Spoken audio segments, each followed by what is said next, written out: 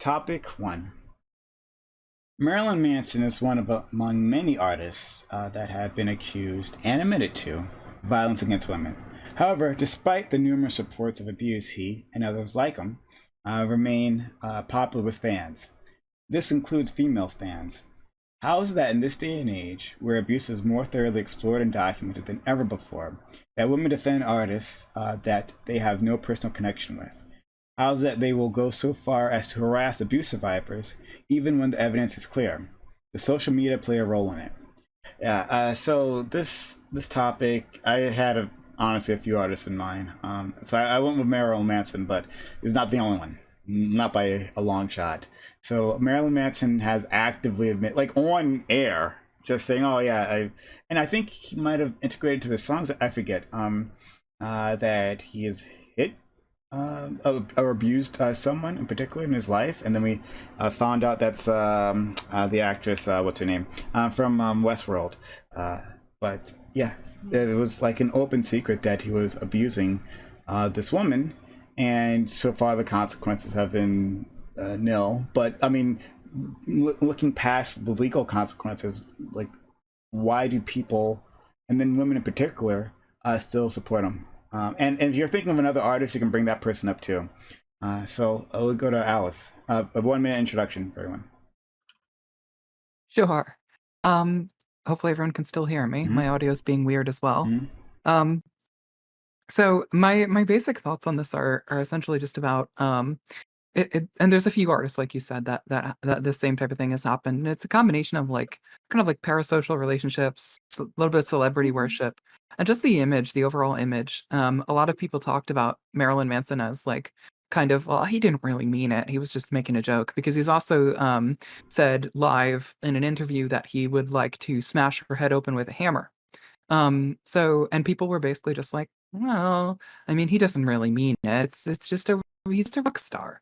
Um, this question brings up a few things, about social media. If social media makes things easier, this happened before social media, so I don't really think that has anything to do with it. It's more about the hero worship and like almost like, I guess, depersonalization of somebody like this. Like they don't see him as a person; they see him as a hero to look up to, or a model, essentially. Not even necessarily a model for themselves, but like, oh, he's a celebrity, so he can't do that. A celebrity would never do that. And it's really just as simple as that. People have just separated him from humanity, and they've separated celebrities in general from humanity. And that's what this results in. So it's not a matter even of people not taking it, not taking these women at like their word. It's a matter of them just saying, well, he wouldn't do that. Like they're not. I mean, they must have gotten it wrong. So pretty unacceptable, pretty shitty. But it's just a matter of people not understanding the line between, where a celebrity is just another person. Sunny. I find that take interesting because well, I feel sorry, like we're just oh, sorry, yeah. we do intros, don't we? Yeah. Just 1 minute. Yeah, no problem. We'll get to you. So, Okay, yeah. Sunny, please. Yeah. I'm a little familiar with what happened with Evan Rachel Wood. I'm not sure if she did a video talking about it or if someone else went really into depth in She what had he testimony. did to her. She did testimony. Okay, Yeah. I think I heard the testimony, and it's truly horrific. It really turns your stomach. It's absolutely horrifying. And that, I think, when presented with that information, you get less people saying, "Oh, well, he didn't do that," because, and you still get those people 110%, but it's harder with how specific and like visceral the like details are. It's like, how could you come up with something so detailed without it being true? And then I find people straying into the victim blame, which happens a lot with people who are caught in abusive relationships. It makes me sick to my stomach. Of, well, why didn't she just leave? And then it comes with, well, there's this image of Marilyn Manson. We all have this image of like, what he looks like, what his music sounds like, of like the image that he personifies. And it's not exactly one of someone who is like super respectful of women. And so like, why would you enter a relationship with that guy? Like that's the ideas I see like get tossed around a lot with this. And so I think there's really an intersection of like the complexities of being caught in an abusive relationship and all of the manipulation that goes into that, along with like the added stress and added intricacies of being in the public eye and being idolized and like glorified by fans.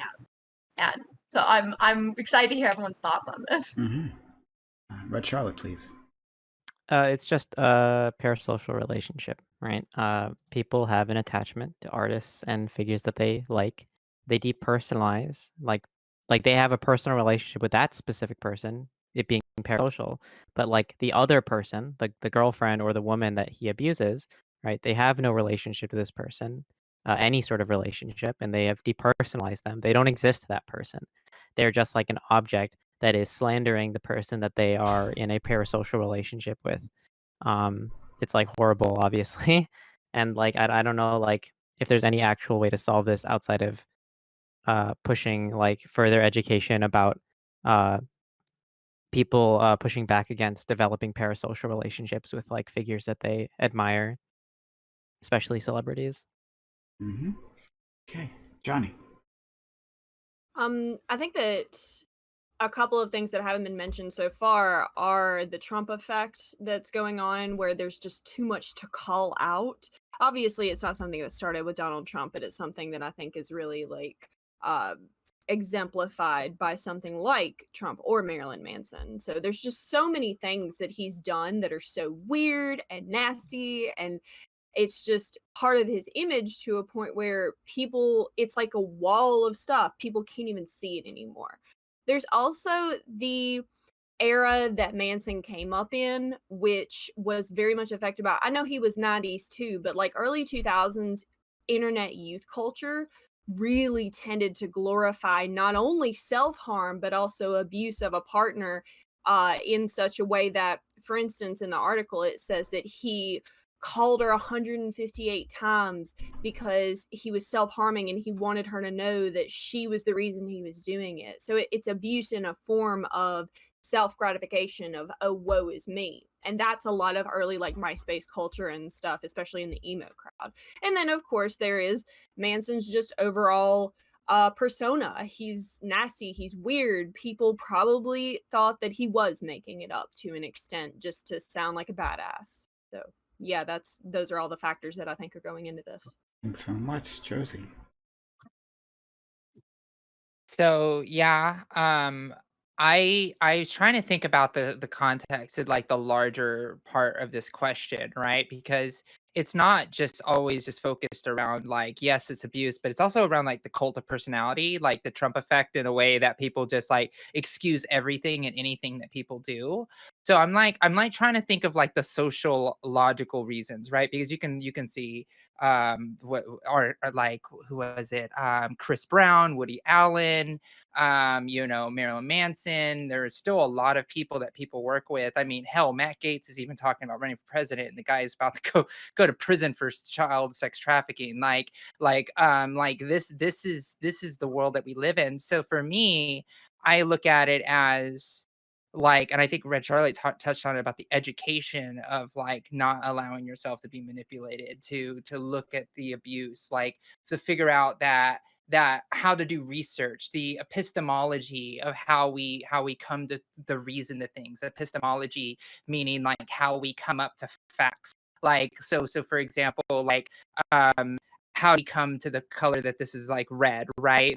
How we figure out that this is red is a form of epistemology. But the issue is, because we come from a Puritan society of faith-based belief sets where you can just believe it and it is so, has trickled out into things that are beyond the God belief in a lot of ways, where people just say, you know what? I just believe it because I have faith that it's real. And that's kind of like the big lie. That's kind of like the I'm going to go ahead and go after the victim, because if I can demonize the victim, then therefore my person is still considered a hero. I have faith that my person is a good human and I'm going to follow them, because if I am wrong about this, then it's a reflection on myself.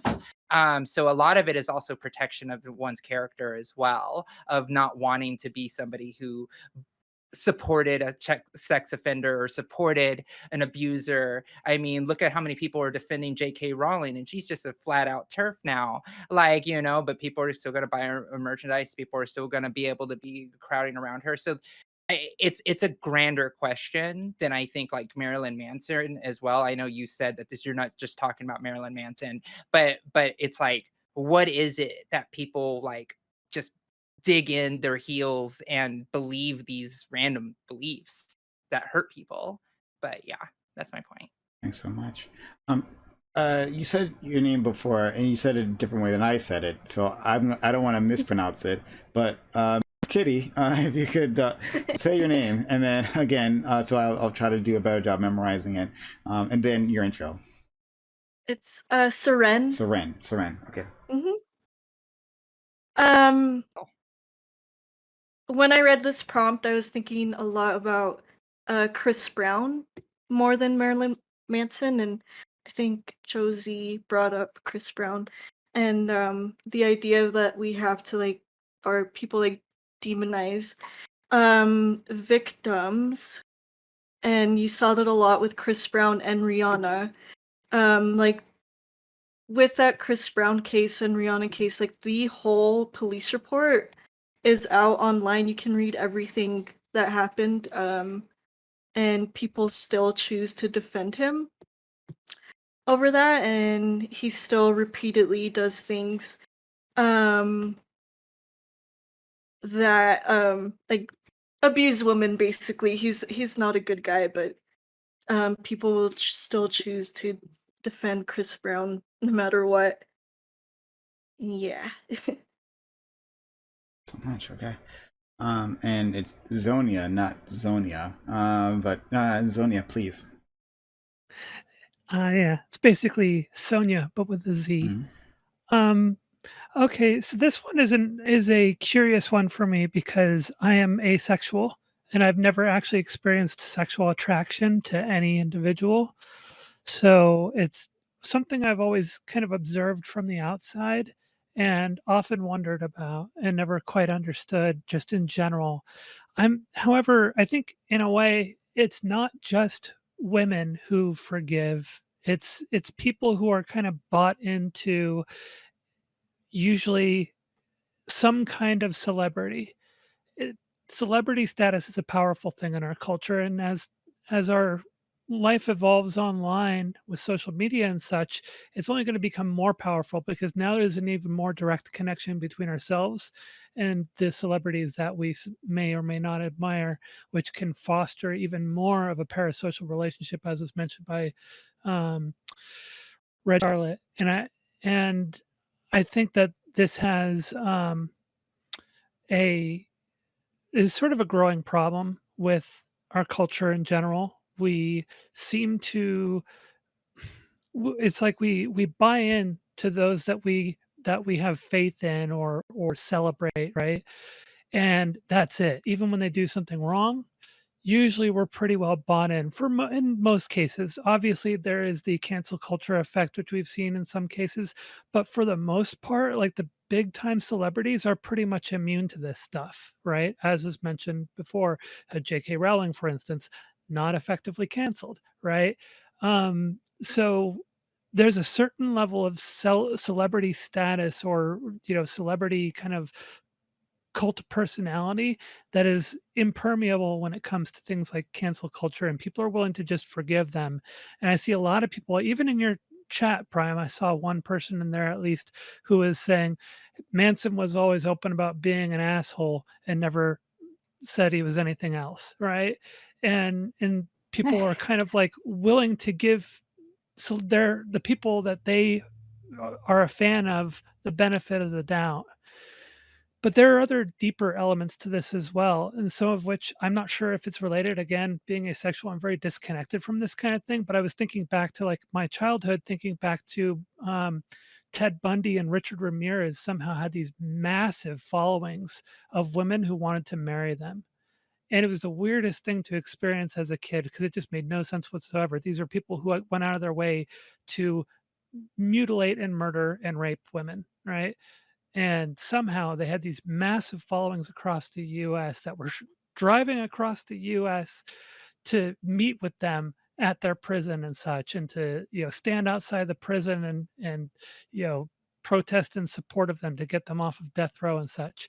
It's the weirdest thing. I don't know if that's even related though. It could be completely different, but it just kind of made me think of it for a moment there, like someone who abuses women, everybody knows it, and yet there's a whole bunch of women fawning after them. I know I would never do that, but again, I'm very asexual, so I don't have any I'm very disconnected from it. So I'm interested to see where this is going to go in this panel, to see what direction it goes. I'm looking forward to it. Lumi, please. Alrighty. First off, this is so nice. Everyone does their little introductions. We got to hear everyone. I'm over here like, I want to answer everyone. But I never thought about the parasocial component, because I was going to go more from the direction of, we really struggle just in our personal relationships to hold people accountable. But I really like, on top of that issue that we're already struggling with, and we have to be able to have that conversation, we have this additional layer of, we keep focusing on the parasocial, or I keep hearing parasocial, and I love that. And I want to add on to that, as I was thinking from that point, just music is culture to people.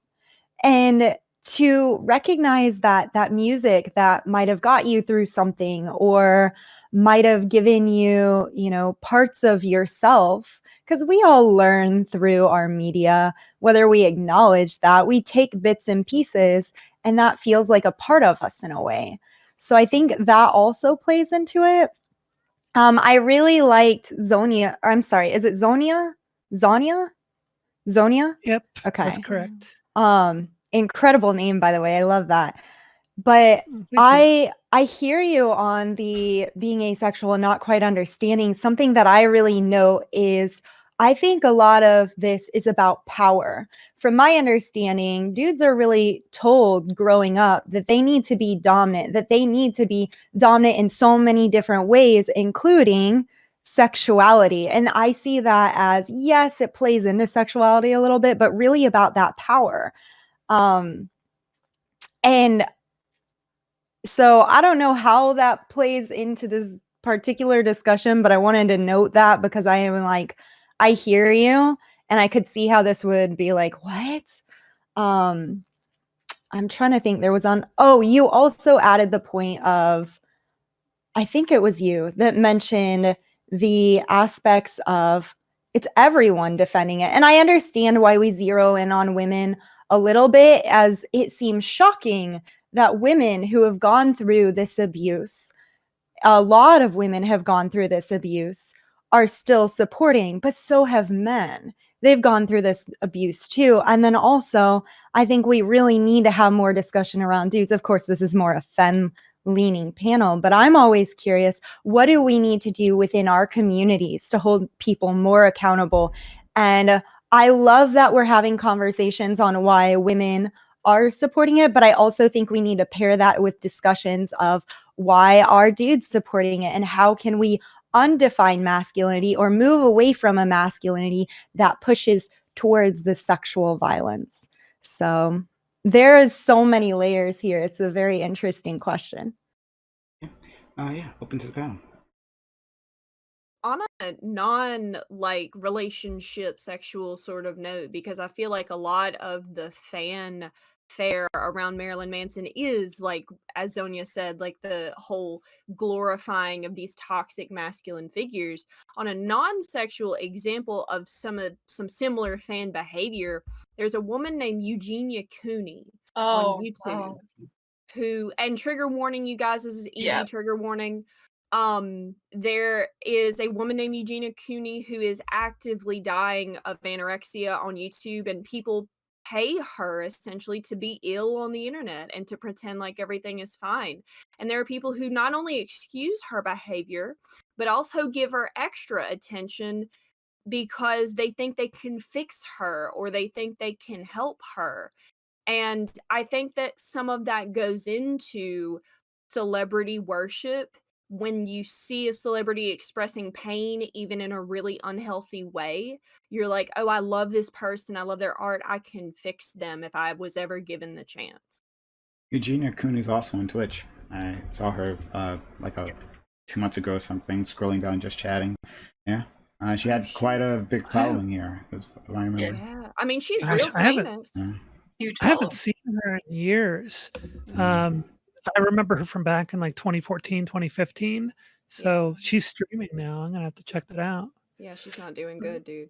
Yeah. You know, it kind of what you just said, Johnny, made me think of an interesting little thing. Well, so like I'm even willing to forgive certain musicians for their behavior in many cases, kind of like Manson in a way. Like I don't listen to Manson. I got kind of tired of him back in the 90s, but no offense to people who like his music, but there's one particular band that I've listened to for a few years now that I actually really enjoy, and I still listen to, even though the musician is really abusive and problematic.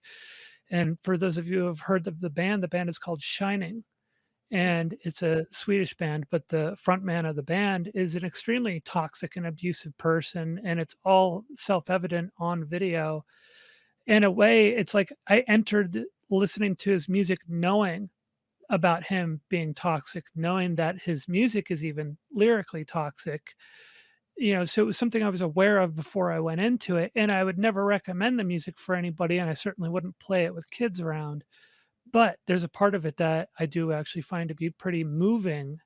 So I'm willing to forgive that, but there's nothing sexual there. It's simply just he is a good-looking guy. I can admit to that, but it's just more of a I entered into it with the understanding that he's a problematic person and his music is problematic. So I'm not too sure if that plays at all into what's going on as well. It may be different for those who find out partway into the music that the person is toxic, but maybe those who enter into it knowing ahead of time, they're already saying, okay, I'm willing to put up with this, right? Does anyone else think it's sexual? I didn't think it was. I mean, it might be. I just like it's not something I'd considered. But does anyone else think that it might be sexual at all? Which part? Of Like, of women supporting abusers that parasocially. Like you think women are like turned on by men who are abusers? No. Is So that what you're asking? Zonia brought up sexual, so that's why I'm asking. Like if you guys think there's a I sexual think aspect to it. I'm saying I if you're don't know. considering abusive relationships, like there's certainly can be sexual components to it that can be used as another way to leverage power or another way to harm the individual. And even outside of relationships, obviously, sexual instances can be utilized to have power and harm people. So certainly, I'm interested to maybe like what extent that like say the fans of Marilyn Manson or any of these other characters, like Chris Brown, blah blah blah, are so invested because of some sexual aspect. I think it's maybe more parasocial. Like that's what makes sense so much. But like there is that like romantic thing, there is that like I would have been a better partner to that guy. Like I wouldn't have like snitch. I would have just like he wouldn't like I would have been better. Like I would have been better than Rihanna. I would have been better than Well, it's the Rachel. sexual stuff and the parasocial can be one and the same, right? So like, Yeah. it's like, oh, I don't care about the victims, but I do think that the artist is hot and I like his music, so I don't care. Like, uh, I think it probably has more to do with the lack of care for the victim, less so than just the parasocial relationship with the celebrity, because it's literally just the difference in like values in the moment, right? They don't value the victim in like any way, or they would detest the assailant, right? The person that they have a relationship with. I guess that's. Oh, sorry. Oh, go ahead. I was just going to give another example of a band that I actually believe lost a lot of popularity. I'm not sure if they're even still making music because the lead man accusations came out against him. The band's called Headley, I don't know if you guys remember. They used to be like big a little bit ago, like maybe like 2010. They're from Canada, from a city called Headley, and when they were like top of the charts, always on the radio here, because we have laws about how many Canadian artists you have to play on the radio, and now it's gone, just gone after that came out, and there was a huge backlash. So like, and their music was like pop like garbage. It wasn't like toxic or like abusive in any way, really. Yeah. It. Go ahead, I please. wonder if part of. Sorry, did I cut No, someone no, off? keep going, please. I kind of wonder if part of it, especially in the arts, has to do with something of value beyond the person that is being appreciated and paid into, etc. Because this goes, I mean, obviously, music is something that the majority of us are able to share more so than anything else. And so there's a lot more connection with musicians. But painters historically have a long history of various troubled pasts, including being abusive and violent, etc., and have been praised regardless. And a lot of it may have to do with the appreciation of art or of something being created that perhaps is a distracted person behind it.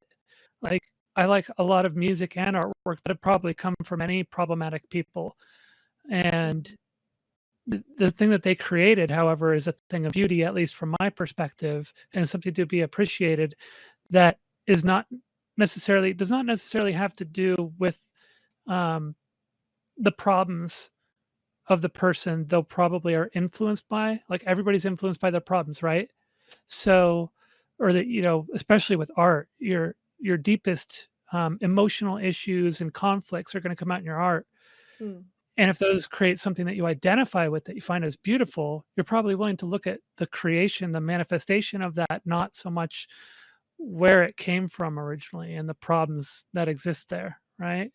My favorite painter is actually Francis Bacon, not Sir Francis Bacon, but the painter from the 1960s and 70s. He was a closeted gay man. He has a quote about how, as he got older, he watched all of his friends drop like flies during, the AIDS pandemic and everything, especially later. And a lot of in fact, I would say all of his most famous artworks are expressions of pure pain. He has these twisted figures and surreal forms of like meat mixed with people, and I expressly enjoy this because of the expression of pain. Now, Francis Bacon was not known to be an abuser to other people. He was certainly suicidal himself, but I think that there is an element of expression of pain through someone else's art that goes into this celebrity worship. I also there's a band that I wanted to bring up called Power Bottom. They were a LGBTQ duo. One of them is a gay man, one of them is a non-binary person, and they were held so accountable by our community when one of them was outed as a person who essentially touches people at shows without permission. And I wonder if there's an element in the LGBT community, because we're smaller, we're more tight knit, and we are abused by and large by a lot of other people. Like, do you guys think that there's maybe a propensity within our community to call out abuse more so than in like a mainstream hetero community? Yeah, definitely in the trans portion of the community I've witnessed. We've seen that kind of stuff. Maybe not so much in music, but like just in the general community. It's very quick when somebody gets, people say something and start talking about it. It spreads pretty quickly when someone is problematic who is in the trans community, doing something like abusing people, right? Can't really say much beyond that, though. That's my experience. Yeah. Yeah. Yeah, I think so as well. Sorry, was someone? You can go ahead. Okay. Um, I think is one of the most recent seasons of RuPaul's Drag Race. There is a person on there who was outed as an abuser, and like the second it happened, it was like they like cut him out of the season. He was edited out completely of the season, and it kind of like dropped off the face of the earth. It was like it came out, and then you don't hear from him again. Yeah, so that brings me, I was wondering, wasn't Johnny Scarlett saying we held this group accountable, and then we see another example there of holding someone accountable. What does it look like to hold people accountable, and why are we focusing like we're looking at this one level of why do the fans defend this, but it's also like, what about the institutions and the other groups they're a part of, and how can we hold people more accountable? What does it look like to hold people accountable? What do you see? Like, obviously that's a clear example of cutting you from a show if you're involved with a show, but what other things do we want to see to hold people accountable? What even works? Because like they're dropping Manson from his record label. Oh, wow. That's such a problem for somebody as rich and powerful as Manson. Wow. I'm sure that's going to inconvenience him for a week. Like, I'm not really sure how you can hold somebody this powerful accountable. The And I law. wonder Yeah, how We need laws. We need laws that hold people accountable, like for violence against women. I mean, we need to strengthen the Violence Against Women Act. We need to make sure all of those things happen where it's like, oh, you like are a domestic abuser. Well, you're losing a lot of right. You're losing your guns. You're losing, you know, if you're going to jail even, like if you're seen in that way. But like we got to make it something that's punishable in ways that make it stick. But what And about that's all the the thing. falsely accused people? But what Oh, about them? Oh So- God. But what if you get falsely accused? So I hear my Yeah. my good friend Jill, the silly serious, in my ear right now, right? And I know what she would say because I've gone this conversation with her before. It's not simply having laws. I mean, we have laws against abusing people, right? Against domestic abuse. Like we could make the Violence Against Women Act even better, absolutely. But we have laws. It's the police and the court systems behind that who don't want to enforce those laws. So it's the police who, when they see a victim, they don't believe them, right? Or they harass them, right? And they intimidate them, right? Like you didn't know, like you didn't experience what you thought you experienced. And then there's the court system that re-victimizes them and says, "Oh, they were the problem, right? And let's go down through all of your sexual history, and like clearly, this person is a liar." And so like even let's say we had so stronger laws, right? You strengthen those laws, put whatever you think is um, would make this situation better. Beyond that, women don't want to report, and for very good reasons, right? So in the case of, please. I'm sorry, in the case of like Power Bottom, that one's a really weird subject because a lot of the victims, quote unquote, of this person are not women, and B, it's not something that could really be litigated. Like the things that were detailed were like people being kissed without permission at shows, people having their butt touched. Like it's stuff that made people really uncomfortable. And yes, it was systemic. It was something that the Power Bottom singer was doing on a really regular basis, but it wasn't something that I think people would bring to the police by and large, you know? Like there are some people who would be like, "Oh, this person kissed me and that is sexual assault and I will bring you to the police." Like that's one thing, but it happens at a show and there's a lot of people there, you're not sure what to do. I feel like that there's really gray areas. Now, of course, Marilyn Manson is not a gray area, but still. So, Oh, go ahead. you haven't gone yet for a while, so go. Okay, I really feel like we need to have more supports outside of like law enforcement for people who find Yes. themselves in abusive relationships. I myself was in an abusive relationship from the age of 17 to 20. and was unable to seek any help from like the authorities or anything like that. Like, you know, due to my own fear, but also due to my partner's wealth and status, which I imagine is like a really big issue if you're being abused by a celebrity. Like, and that there's kind of this scenario where the longer that abusive relationships go on, the harder and harder it is to get out of it. As the victim, you feel like you're made to feel that it is your fault. That is a very common tactic that abusers use, of like, this is your fault, you have the autonomy to leave. Like, if this was really something wrong, why wouldn't you leave? And there's a really complex like mental game here of what being in an abusive relationship does to you and does to your brain. And like, when for me, it started at such a young age. Like, I had just turned 17.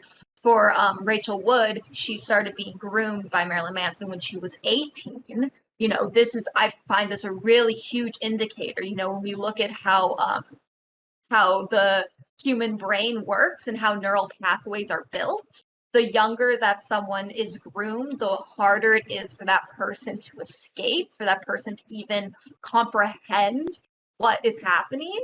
And that I don't think that this should be fully in the purview of like the law and law enforcement. As we know, like, people already don't feel safe going to law enforcement for help with this. And I'm a big fan of things like women's shelters or domestic abuse supports, things like that, and like getting that out to people in these relationships, like getting that information out on like, what is a healthy relationship, what are the signifiers of an unhealthy relationship, and how to be able to tell when you're getting into that cycle of abuse. Because if somebody had like told me that, like, I would have realized it. And it took getting out of that relationship to be like, I was in that cycle that entire time and I didn't even know.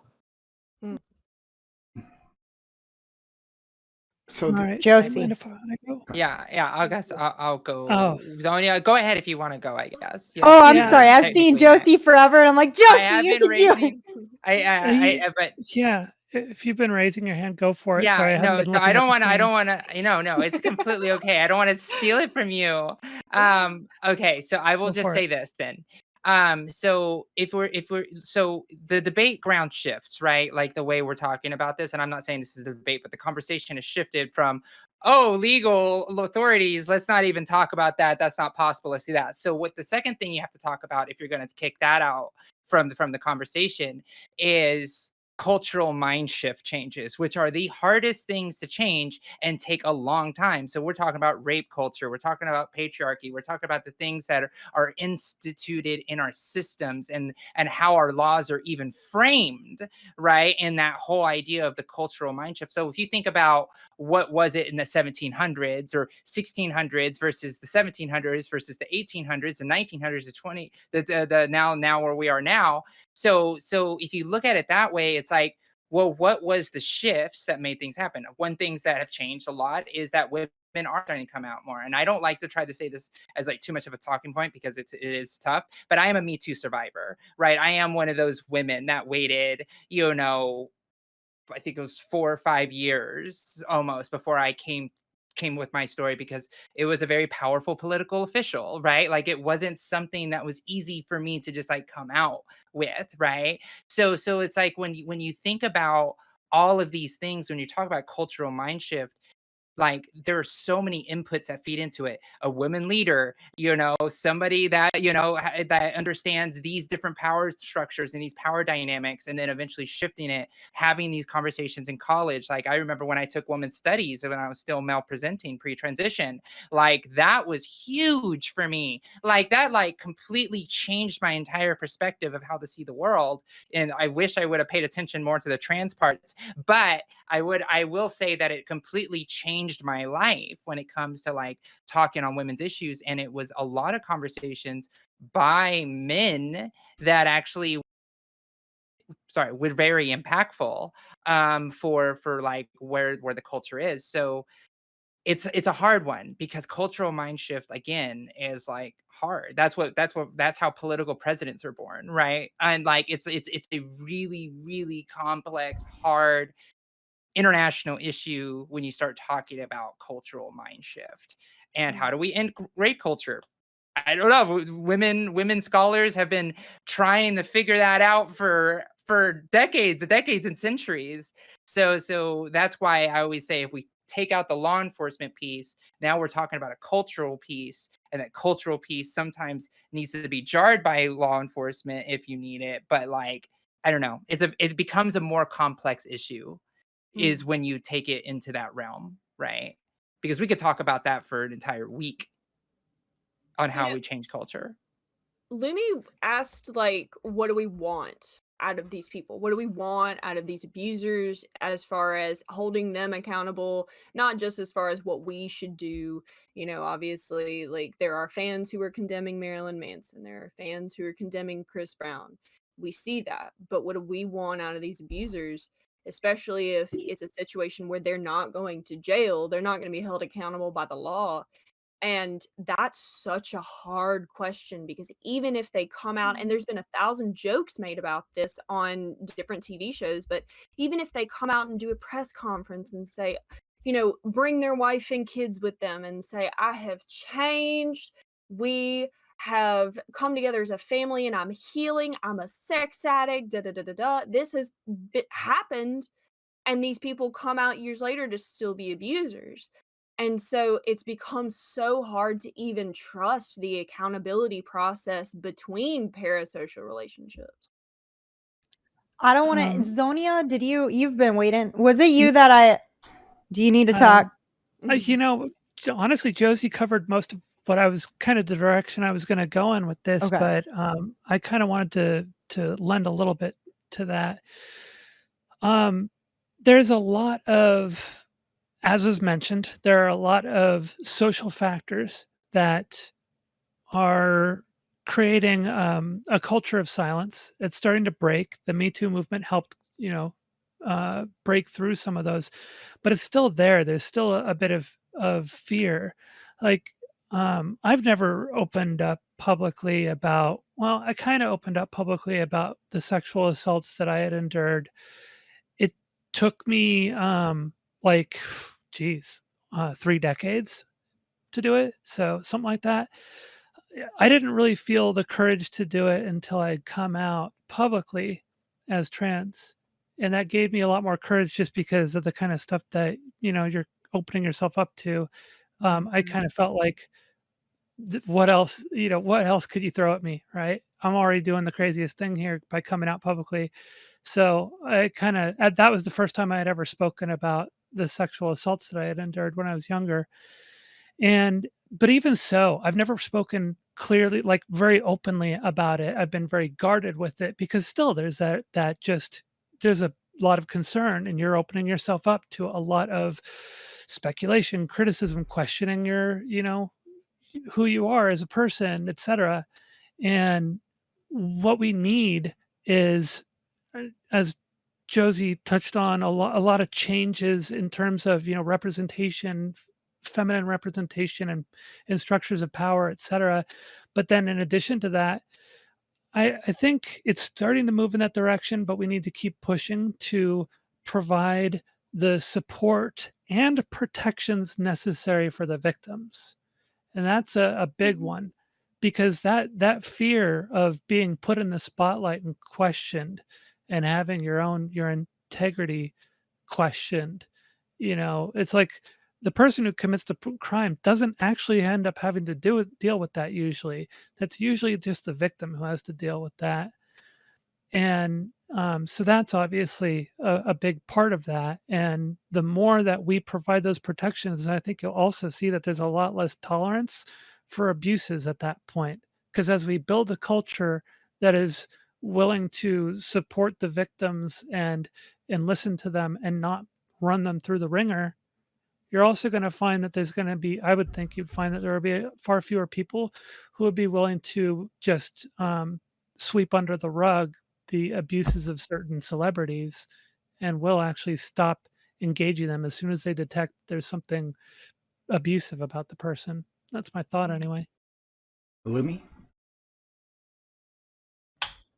I have been wanting to get in for so long, and then I just listened to everyone, and I was like, "God damn, y'all are great," and it just ripped me. But I think one of the things I really like the discussion, and I know we'll get into it a little bit more of like, what do we do in terms of law enforcement, and what do we do in terms of like cultural changes? And I think a large part of the missing piece that we need here is we need to be dealing with, in my opinion, the root cause. We need to deal with accountability. And how do we hold people accountable? Because it's currently happening and it's happening a lot. But we also need to start dealing with the root cause. And I think that's engaging, like we were talking about. Okay, so yeah, someone comes out in this press conference and has their wife and their kids, and they do their whole apology. I was thinking of like the YouTube, I'm so sorry, I did the thing, but it's a lot deeper than that. Changing the cycle of abuse is a lot deeper than that. And I really love the first organization I got to work with, and the organization I was hoping to get involved in once I graduated with women's studies, was what is it called? It's from Fort Wayne, Indiana, and it's Center for Nonviolence. They started as a group that helps abuse victims, yes, but primarily men who have been abusers, and talking to them how to break that cycle. There's a new podcast coming out called Man Enough, and it's just exploring masculinity. And the first section, after the introduction, the first podcast they do is with a guy who admits he was an abuser and what it looks like to come out of being a part of that cycle of abuse and how you move forward. And I think, that's going to be a huge part of the dialogue, is how do you actually stop being an abuser? How do you move forward? How do we trust that someone is making those decisions? And I don't know that should be something. I mean, it's weird with celebrities, and it's even, I think some of us as streamers can understand, like, how much of your life do you have to share? Do you have to share you going through this whole process of stopping becoming an abuser? And I mean, I think that we have to have some way to hold those people accountable. I'm not saying like, oh, they shouldn't have to talk about this in any way, shape, or form. They should just be let off. But like, that's a really complex thing that I'm just wondering a little bit about. Dude, It I think reminds that's me one of thing that we haven't. meme. So I just that one real quick sentence is like, Mhm. every woman knows a rape survivor, but no man knows a rapist. Yes, that comes up all the time. I'm just like, and how is that? How is that? And I think it's also, someone mentioned earlier, I don't remember who it was, but it's really that, like, I think it was Johnny. It's such a, I don't want to say a continuum, but I think we always have a part of rape culture is really seeing like, well, if we acknowledge that someone's a rapist, or if we acknowledge someone is an abuser, it's like so black or white. They're bad or they're good. And it's like, Yeah. I understand, but we have to recognize that it's not, we can't monsterize. Like, we create these huge monsters out of these people. And it's like, there's a whole continuum, and we need to really discuss what happened. What does accountability look like? How do we have to move forward from here? Just like Johnny was saying with that one person, that it wasn't something super duper, like the most extreme rape and abuse. It was these things happening. And I'm really, really impressed by that, by the way, that people took that very seriously and still dealt with it. And it doesn't have to be because all these people, they instantly go. And I think this is one of the reasons the conversation is so hard. By the way, I think the coffee just kicked in. Can y'all tell the coffee hit me? I think that's one aspect that we haven't discussed yet. And I don't know how much more time we have. Oh, we got plenty. As a person who's been on both sides of it, as a much younger person, a lot of people know I deal with PTSD. That's something I talk extensively about on my channel. Dialectical behavioral therapy, cognitive behavioral therapy, those are big parts of my life. And as a very young person, maybe a 17-year-old to about a 20-year-old, I wasn't the worst abuser that's ever been, but I definitely had mutual abuse with a partner, and it was so hard to accept not only that he had done something wrong, but that I had also done something wrong. And I think it probably would have been even harder if I had been the only person in that situation who had done something wrong to accept help. And there were so many other factors in my life that led to me getting help and getting therapy. But the cycle of abuse that I was perpetuating before I did get that help was multi-generational. And that is when we talk about we have to have places for abuse victims to go. I think we absolutely also have to have places for abusers to go get help, and we have to have them have a dialogue in their head of like, okay, I've done this and there are places where I can go to get help so that I never do it again. Normalize therapy. For the Woo! whole like every woman knows like a rape victims, etc., whatever that phrase, right? I agree with the sentiment that the point of the point of the phrase is that like men are rare to hold to account their bros for abusing women, but like the like on the surface, it's probably because people don't boast about raping people. So like people don't like know that their bro is a rapist until it comes out that like they're accused of it, right? So like the bigger problem is more so that like people when their personal friend, family, etc., right? When they do something bad, they're much less likely to like go hard on that person or like hold that person accountable because they don't want to risk losing that like relationship they have with that person because it's like a real relationship, not a parasocial one, right? And like it usually takes like something really, really, really, really bad in the eyes of that person to like cut off a relationship, right? Especially one that's like a close friend for like a long time. So that's like there's a huge problem with like people's inability to like cut people off who have done like horrible things just because they're their friend. So I kind So of disagree with that. People don't really boast about rape. Like, definitely not. No one's like, yeah, I like sexually assaulted someone. Woo, like you. But I do think there is a normalization and often glorification of abuse against women. Like, this is definitely coming from the perspective of someone in university who went to frat parties and like got roofied and blah blah blah, and how like all the time like I've heard a lot of people like be like, yeah, I totally like brought them home and like they were so drunk, but it was like whatever, and like that kind of stuff, and like that is sexual assault, you know? Or like, yeah, like they didn't really want to, but you know, like I convinced them, like I got them, and it's Well, yeah, that's what yeah, well, like that is obviously sexual assault and rape. The my yeah, point was that in their eyes, because of our like people's understanding of consent and like their understanding of how they in their eyes that it's blurry or whatever, yeah, in their head, they don't view that as sexual assault because it okay, hasn't been like reinforced in their head that like if you have sex with someone and they're drunk and you're not, that is that is literally rape. And then, like, in their head, that it's not because they're like, "Oh, yeah, of course I wanna have sex," right? But they're completely fucking wasted. mm-hmm, Um, so, right. like, this is like like a I don't know, is that an But education thing? Because yeah, but the from what thing I've is, seen that, like, or consent education, it's more like the effect it has on decreasing sexual assault is more like, um, sadly, is that it doesn't, like, make men do certain behaviors less, it makes women more aware of behaviors men are doing to avoid them.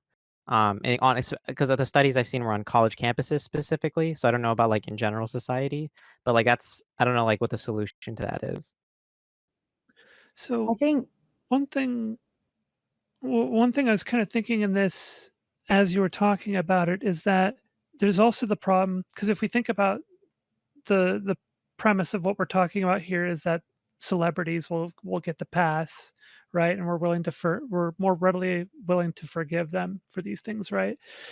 I was thinking about the problem that we have where time goes by, right? When you hear about these things, it's years after they've occurred, usually, right? And there is the whole problem of you just want to get out of the situation and go back to having a normal life and you're afraid to even come out about it. As time goes by, you become even less, you feel like it becomes less relevant to even say anything about it. And usually it's some certain point in time where you finally get the courage and you realize, geez, I should have said something about this years ago. And you just come out and you talk about it. And then that's when it becomes news. And that's when people talk about that this celebrity that's an abuser. And then other people start coming forth because one person did it and it became popular news.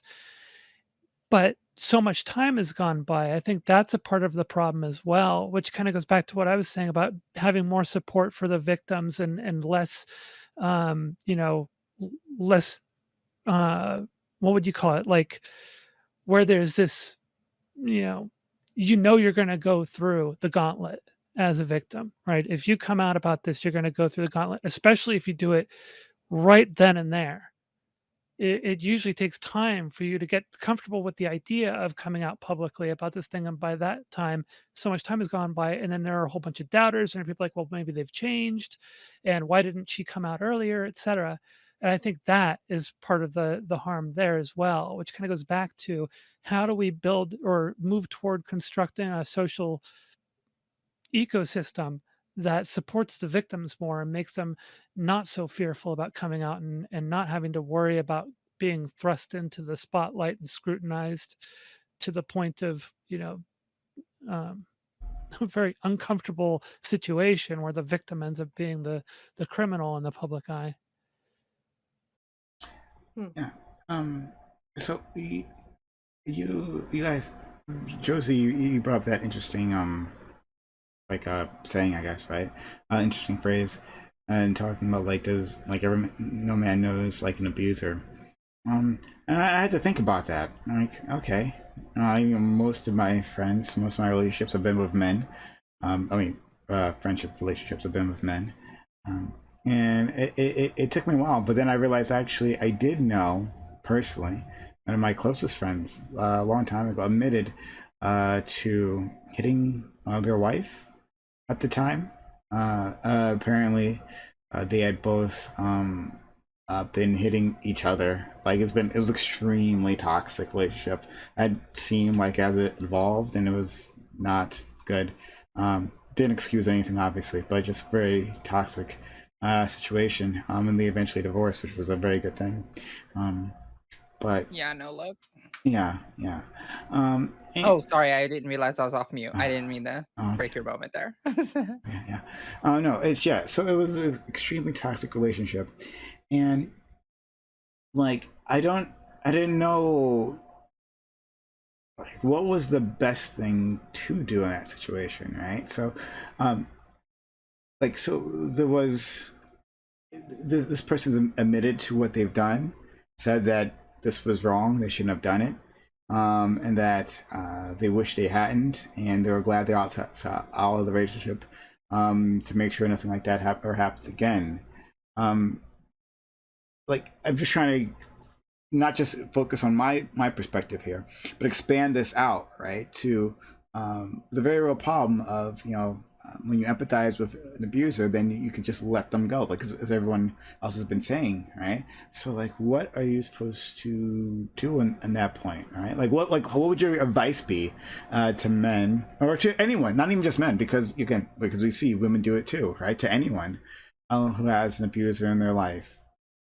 Yeah. I think Lumi wanted to go. They looked Yeah, really excited. They so perked up. I saw them. I find this topic very interesting. But I think a large part of it is, okay, so what was the case? They came to you and they recognized and they were like, this is messed up and I want to stop doing this kind of deal. It had already stopped, as far as I understand. It had already stopped. Okay. They had been split up, and then they were talking about their past relationship with this woman they had divorced, saying that they had hit each other a few times. That's my understanding. Yeah. I guess my question would then be like, I think being able to empathize with the person, if you're going to be close with them and be working on that with them, is important. And just be like, hey, well, what are your plans? How are you dealing with that? What is your experience when you're abusive? Because I mean, I'm not an expert on this, but I've just listened to a few people and this is a topic I'm really interested in. And it's like when you get angry and you're like dealing with this emotion you don't know how to deal with, and how men have been taught with it is like they've violence. We don't say like, yeah, go beat up women. That's very frowned upon, but violence is pushed on men in sports. Being able to enact violence is seen as a positive thing. And then to switch to, I'm angry and I don't know how to deal with this. And then what causes a man to go hit someone? And I heard, again, back on that podcast, I'm talking about, well, I have a sign now because he used to be an abuser. And he's like, now we have, whenever someone is feeling, because he's like, you have to recognize violence is not just when you hit someone. It's also when you tear them down. And I think this is very important. Like people negging each other, tearing down each other's confidence, like that can to some degree keep you in that relationship feeling like you don't have worth, you need to be there, like you need this person. For me, it created like a codependency on that person. And so it's like they have a sign that when that person voice is raised or they are feeling like there's violence, they talk to their partner and anyone else that this is a problem with, and their partners have a physical sign. And theirs was, I think, holding up 3 fingers. And then that person needs to go take a break. Not the person who held up the sign, but the person. And there's an agreement. That person needs to take a break. You don't follow them. You give them that space because they need to go cool the fuck down. And I think you need plans like that. And you need to say like, okay, I hear you. Thank you for sharing this with me. What are you doing to prevent this? Because it's something you have to unlearn a lot of times. Some of these people came out of households where, like, I came out of a household that anger was not handled well, and you learn and you repeat those cycles and you don't want to acknowledge it. But once you acknowledge it, what are the habits that you're putting into place to consistently manage and move away from this behavior? How are you replacing these behaviors? I think is a huge deal. But one other thing is we were talking about like the all women know like a victim, but no men know abusers, and then talking a little bit about that. But I think it's also a challenge to, how do men talk about sex? How are you talking about sex? How are you talking about consent? Are you having those conversations? Are men understanding what consent is? And I know Red Charlotte, if you wouldn't mind sending me, if you have like information on the consent related thing you were talking about, that is so interesting to me. And I would love to dive into that more, to see if we could do something better on that, because I'm just wondering, are men shutting down in these conversations? Because I feel like a lot of times guys are shutting down in these conversations and things aren't getting through to them. And it's like, we need a way for us to all step up and be having that conversation on how do we shift the culture where like dudes talk about sex, but how does that conversation go? And I don't know. I haven't been a dude. I haven't been in dudes' conversations talking about sex, but I'm hearing it's very normalized. Like, yeah, I hit that. Yeah, I smashed that. Yeah. But there's no emotional component. There's no conversation on consent. There's no conversation on any of that. And I think a part of sexual liberation and education is being able to discuss it more than just like, I smashed that, which like occasionally we're all like, yo, I smashed that. But at the same time, I think it needs to be able to go a little bit deeper. That's just where I'm at. Let's go to Johnny, then Josie. Wait, Lumi, I can't DM you here. You mind if I add you real quick? Yeah. Please do. Johnny, please. I was just raising my hand because I have really explicit advice for the situation or the type of situation that Prime described. I've had multiple friends who have been in abusive situations or who have had really problematic behavior. I hung out with a lot of frat dudes, and as those frat dudes have aged, like, things have come up. And unfortunately, my personality type is kind of rare, I think. I'm the blunt friend. I'm the therapist friend who is not only going to listen to you, but is also going to tell you what the hell you need to do correctly and what the hell you're doing wrong. And so my role has been such that I have had to be very explicit with these people and very deadpan and say, you cannot continue this. This is not okay. And, you know, obviously Lumi was correct when they were like, you know, we have to offer them support and we have to offer them empathy, but you also have to be very explicitly blunt with them and say this behavior is not okay, whether it's being directed at them or coming from them. Like, straight up, I've been the reason for a divorce before because I was the person who pointed out the abuse and sat this girl down God and damn. said, you need to leave. And that's hard. It's hard to be that friend because then I'm just going to warn you, like, you are going to be continually, perpetually associated with this breakdown of a relationship from then on. It's just how it is. But if you really care about somebody and if you really care about whether or not they're going to be okay, you have to do it anyway. That's sorry, I'm really quick, real short. But one of the things that really like shocked me was that guy that was speaking on that. I gotta get his name. He said, you as the abuser, when you realize you're abusing, you need to leave the relationship because you're in that cycle with that person. You need to get out because you're trying to fix the cycle you're in and you're putting a fuck ton of shit on them and you need to fix yourself. Like you can't keep, and there's already a cycle and they're already in that cycle. So to get yourself out, it's going to be hard enough to get one out, but they're like already used to that cycle too. So I thought that was like wild. I think that's a really good idea.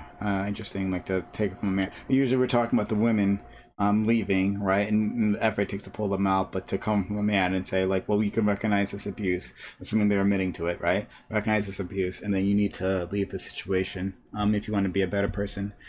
Josie? Exactly. Yeah. So I'm going to share a story that's brevity at the end, so it's fine. But like, I was pre-transition in the Navy. Probably one of the worst toxic environments that you could possibly imagine for women as a whole. And I remember the story, and it's that whole locker room talk kind of conversation. And I was in a room with about 5 other men. And I guess I'm saying other because of transition, whatever, pre-transition. But anyways, they were in the room. I was a very stealthful girl. So I was in the room with these guys and they were talking about their antics, like very abusive situations, girls getting drunk, them taking them home. Like one man was like trying to laud a pregnant woman as a trophy, not as like a human, which really disturbed me deeply. And I was like, wait, are you going to see her again? He's like, no. And I was like, wait a minute, that woman is pregnant. Like, what are you doing? And like, there were so many things going on.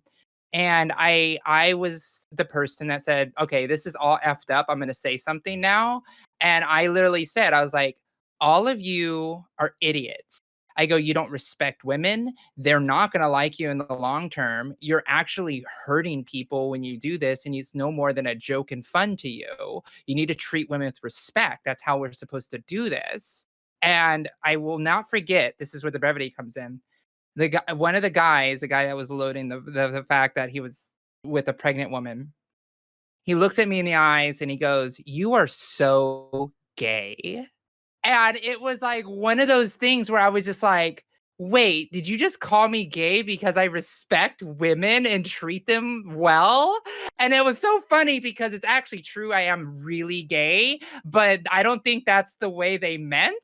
So it was like one of those Is things. it gay to respect women? Yeah. Yes, But absolutely. it was so funny because it couldn't have happened better. There was a cis woman that popped around behind a panel because nobody knew she was back there doing maintenance because it was like a crawl space behind this area. So she could hear everything. And she comes around the corner and she goes, you know, Josie, if I didn't have a boyfriend right now, I would totally be going out with you because you are one of the few people on this planet that would actually treat with respect. And she goes, all of the rest of you are complete idiots and not men. And like walked out. Like that was the last thing she said. It was like, what? So it was like they were so oblivious to the fact that you could actually be good to women and women would respect you more for it. They were just like chumming it up on their abuses of women, and that's what it was, a common occurrence. That's why, you know, the sexual abuse was very high on our ship. There was like 3 or 4 rapists that were walking around because the women didn't want to tell them about it, right? Like, and you know how hard that is, like to be like somebody who's like on board a ship and knowing that you're working next to a rapist, and because the victim isn't coming forward, it's not your place to come forward, and you're just like, oh my god, this person's gonna hurt somebody else. Like there are people on the ship still right now walking around, and so it's one of those things. I just kind of wanted to share that about like the abusive talk, because at the end of the day, the way those people were talking, they were abusers. Every single one of those men were abusers and predators, and I know that. And a lot of times when you're in those situations, we don't think about it in that way. So Prime, when you're in a situation where there's a bunch of men, like, and you start hearing that, remember that the words that they're saying, even if they're not abusers, it sure just should make them look like it. And you should be able to say, hey, you know, you sound like a complete abuser, right? Like you sound like a complete like rapist right now. Like just call it out. Call it as you see it. And even if they've never committed that crime, at least they may think twice before they say it, because it only takes one person in the room going, when everybody else is joking in the room, when somebody else is taking it seriously, when everybody's trying to have fun. It's not having fun. It's allowing others to do more violence upon other people. So, Bobby wants anyways, to be a bad bitch until it's time to be confrontational, and then people suddenly go, "Oh, I don't really want to cause an argument." And it's like you have to care about people. You have to care about people enough to be tough with them Yeah. sometimes. And And people should like absolutely should call people out, but it's also like contextual, right? For like safety reasons on the depending on the individual, right? Especially in the military. And military culture is extremely toxic and at times can be violent if you rat people out, especially if COs are in on it, right? Who do you go to, right? If your CO is the one talking about raping girls or whatever, like all the stories from places like Fort Hood, like people aren't trying to get murdered by snitching, right? Like, it's like a really terrible, like command structure that obviously needs to be reformed or dealt with to like fix. It's like a larger problem. It's like a huge problem inside of a huger problem, right? It's like really horrible. I wanted to bring back the celebrity aspect of this, because we've talked on this channel, both in Lily and without and outside of this particular space. We've talked about abuse. We talked about actually everything, absolutely everything. So celebrity abuse is something we've talked less so about. And like, so I'm thinking of an artist who died a long time ago. Big Pun. I'm not sure if anyone knows who I'm referring to. No, all right. It's fine. I didn't think you would. But it was basically. But this person had gotten quite a bit of notoriety, right? And I think, okay, if I'm remembering the timeline correctly, and I could be remembering incorrectly, but if I think I do, that they died, and then the wife came out afterwards and talked about the abuse that she suffered. And my cat's saying Natalie Woods. Is that the person? Natalie Woods, the wife of Big Pun. I don't know. I don't remember her name, but it might be. I don't know. Yeah, that is that. Yeah, that's the person. Yeah, and I guess it touches on a few things, because one, they were saying, well, they don't believe her, right? He's not around to defend himself, and she must have done something, right?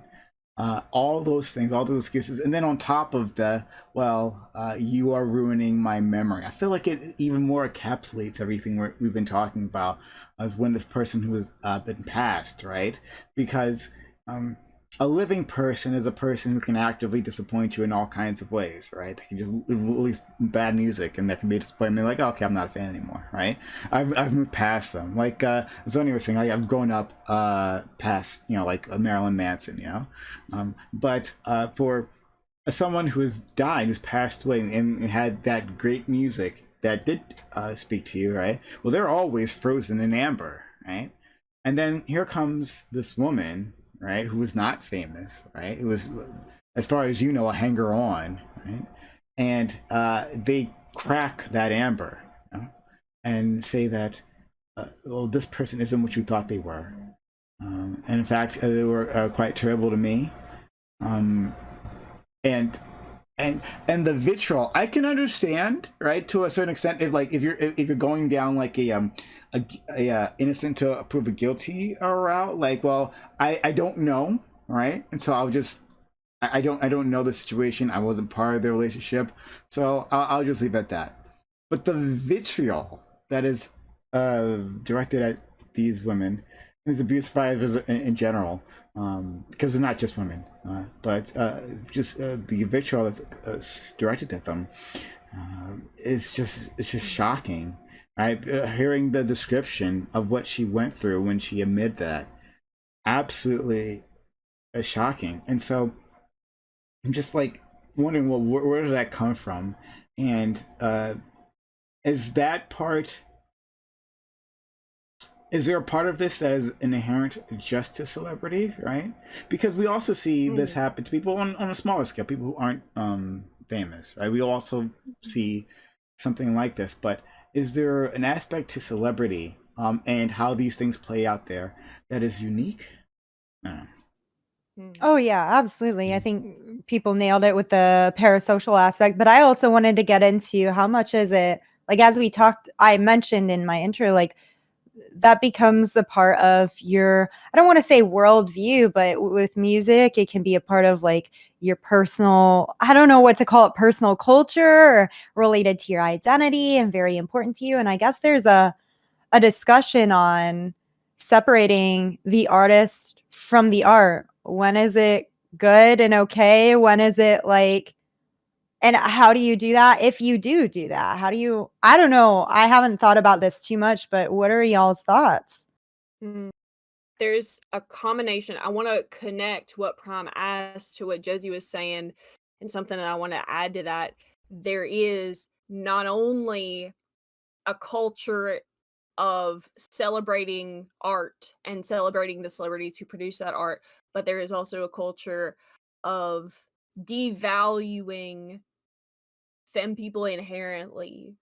And it's not just a devaluing, it's an assumption by a lot of men, a lot of cis men especially, that women and femme people have an advantage, that women and femme people get it easy. And so they treat them like shit because they think they already have it easy and that they need to be taught a lesson or something. That's a huge prevailing part of our culture. And so when you combine that with this woman who I think has it easy, who I think, she's this pampered celebrity wife, and then she comes out and she destroys my memory of this beautiful piece of art that is produced by one of my favorite celebrities, that can be so toxic. Like the combination of those two, that love and that hatred and all of those things sort of swirling around. I think that that's definitely like a really particular aspect of celebrity that matches with a more overall aspect of how we treat femmes in the society. So, thank you for that, actually. And it reminded me of something, Johnny, because I was thinking of like ongoing evidence of abuse, right? So sometimes it's just, a situation where it's a he said, she said, who can tell, right? And then in that situation, I can fill it with whatever I want, right? So like you said, Johnny, this is a woman who has had it too easy, right? So I can imagine, my imagination can run wild as to what she actually has done. She's some sort of temptress, or she cheated on him or something, right? I can do all those kinds of things. But when it's a celebrity that's actively, that we know is at least we have reports of them actively doing it. And then we have evidence, going back to Chris Brown, of like the pictures. I think many of us remember those pictures of Rihanna, right? And her swollen eye and all that stuff, right? Like, it's at that point, like, I don't, just like, what more could you ask for in that situation? Like someone said, you can read the police report online, right? When people did, they actively read it out loud. This is what happened, right? And I think I actually remember vaguely there was a new, like watching a news segment where they did read the report. And but still nothing. Like it's this level of denial. And I don't know, because I guess I'm not in their shoes, because I frankly don't worship anyone in particular. I have more disdain for celebrities than anything else. But I don't like that seems different, right? It seems different, or maybe it doesn't. I don't know. I'm wondering if I'm making this distinction, if I'm putting something special in a celebrity that isn't there, because at the same time, I remembering, because we just talked about the Catholic Church and the fun stuff that's happened there, right? And like how children have told their parents that they were being abused and they weren't believed either, right? And even when their parents had inklings, but they absolutely would not believe them. So maybe I'm drawing a useless distinction with celebrity. I'm not sure. But what are, I'm so sorry, I've talked a lot, but what are cardinals? What are those people within the Catholic Church? They are local celebrities. They are local encapsulations of your belief system, and they are chosen specifically from the local population to be part of the church. Yeah. Sorry, someone else. Sorry, Josie, I interrupted you. Yeah, no, it's okay. I think I think we as humans sometimes tend to focus on celebrities because it's so salacious, right? It's like, oh, I've seen this person in a movie. So I don't think it deserves a special category, because we can see a frat boy get away with it and we can see a celebrity get away with it. Like it spans across all power structures, regardless of what it is. I think when we look at celebritydom, it's like, oh yeah, let's spill the tea. Let's see what's going on. It's like gossip of your like popular kids at school. Like, it kind of is like that. But yeah, it doesn't matter. There's like, I think Johnny, I think he hit it just right, which was the fact that it's the local celebritydom, the cults of personality that get built around certain individuals, and how there's people who will shield and spread that doubt, right? The doubt that maybe this isn't true. Maybe this is a false accusation. And just enough people to create enough doubt can completely turn a victim's life completely upside down. And it doesn't matter if you are Brad Pitt, and it doesn't or if you're just some high school jock athlete in your high school. Like, my sister was a victim of sexual violence by the high school quarterback, and she got so abused for coming forward that she literally had to leave the school and had to go and get her GED at another institution because of it.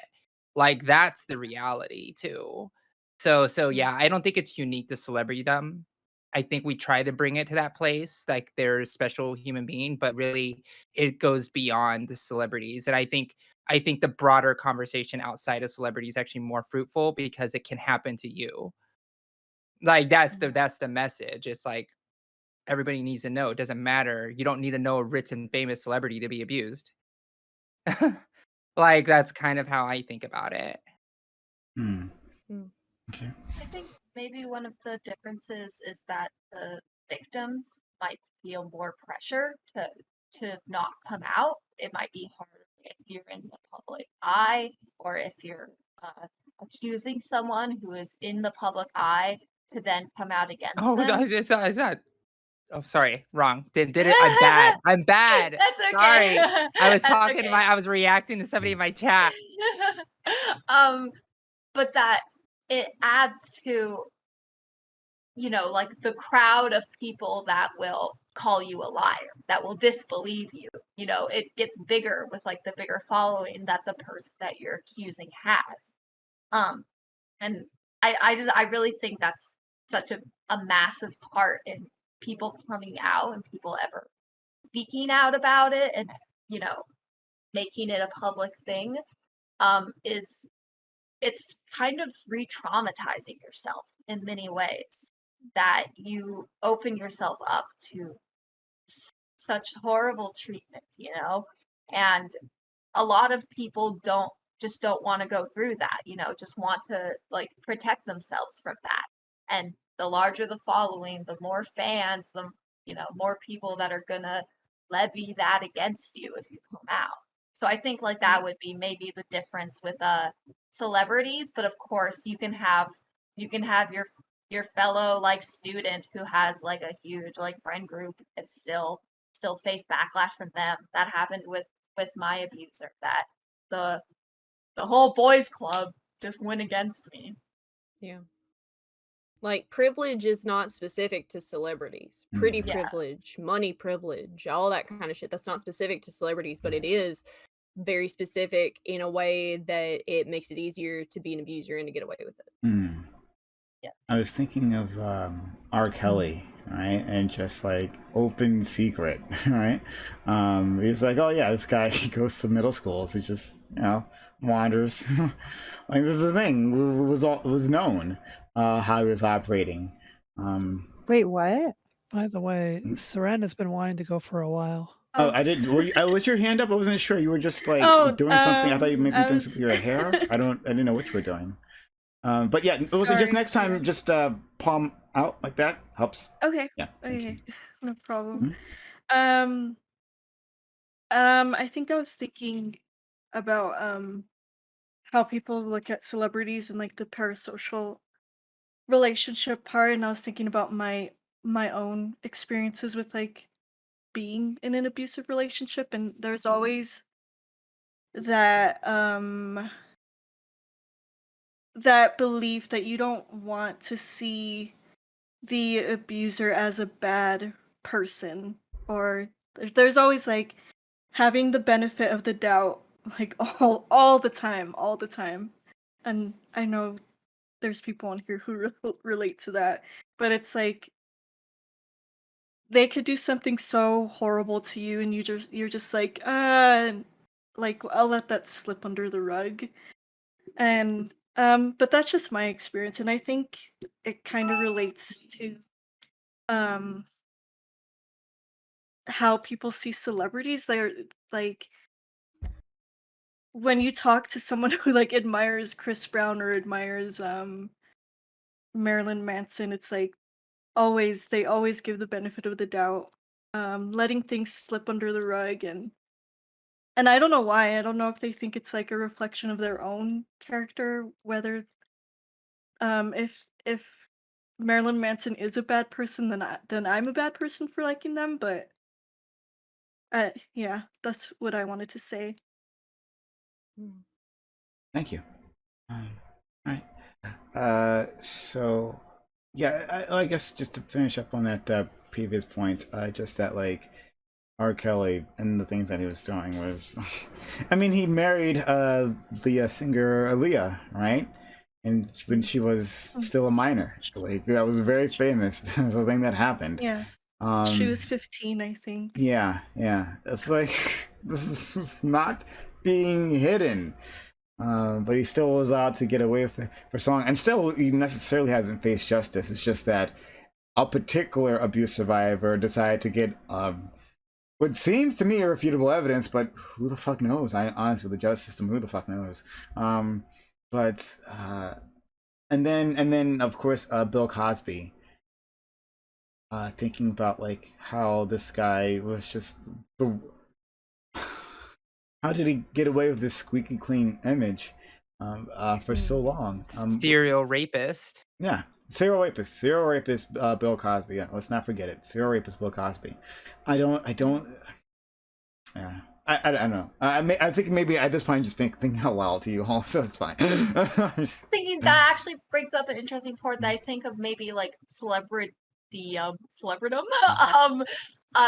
could like play a role or maybe exacerbate these kinds of scenarios, because there's this whole thing with abusive relationships about it's all kept behind closed doors, right? And that up in the public eye, like what people see is happy dandy, sunshine and rainbows. And that often when people come out of these relationships or they speak out, the people are like, I had no idea you always seem so happy. And that's often part of like the charade. That's part of the show, you know, is that you don't let it on when other people can see. And that's kind of like what celebrities are really good at, you know, that's kind of built into the modern celebrity life, you know, that there is a public image, and especially I think about how it persists on social media, you know, like the new wave of celebrities nowadays, right? That you have your image and you present what you want to present, and that's all people see, and that's how people know you, and that's how people know your relationship is all the happy pictures you post on Instagram or the YouTube videos you make together, like doing each other's makeup, right? And that all of that is hidden, and how much harder that it makes it for a person to be believed or validated if they were to come forward, because it's like, look at all this evidence of like you being happy, like what do you mean that, like, I just think that like celebrity life, like how they have to live like in the limelight, like spotlight, and show that image and then have their personal lives, like kind of I think can like fester these kinds of relationships. Okay, and Seven? I was thinking about R. Kelly and like how, you know, I think he went to prison, or at least he was convicted of something. I don't know. And like he went to prison, you know, he got that like accountability, or you know, he faced a punishment, but he still had his money and power, and he still used that money and power to abuse people after the fact. And it's just like, oh, I guess I'm going back way way far back into the convo. It's like, what do we do to people like that who have the money and power to abuse, um even after they've been caught, even after they faced a punishment? Hmm. There there was a situation that I was in where I had a boss who was very, very, at first, emotionally abusive. He would call and wake me up at 6 o'clock in the morning and freak me out, scream at me for doing random things, stuff like that. I was his personal assistant, so it was a very like it was a very personal relationship, a very all the time kind of relationship. And so um I I do have a warning, I guess, for people who might get into this type of situation or who are currently in it. Like, I felt very strongly that I was making a deal with the devil, and I was cognizant of it first, because this man was paying me very well. He is kind of a local celebrity, and I thought, you know, oh, I can deal with this. I can deal with it long enough that I can pay my way through school, and I'll have this fabulous job on my resume, and it'll all be fine as long as I can just be strong enough to go through with him emotionally abusing me. And at some point it escalated to even more abuse. And like, by the time I realized that I had made a real deal with the devil with like real tangible effects for me, I felt like I couldn't come forward because I had been complicit in it for so long.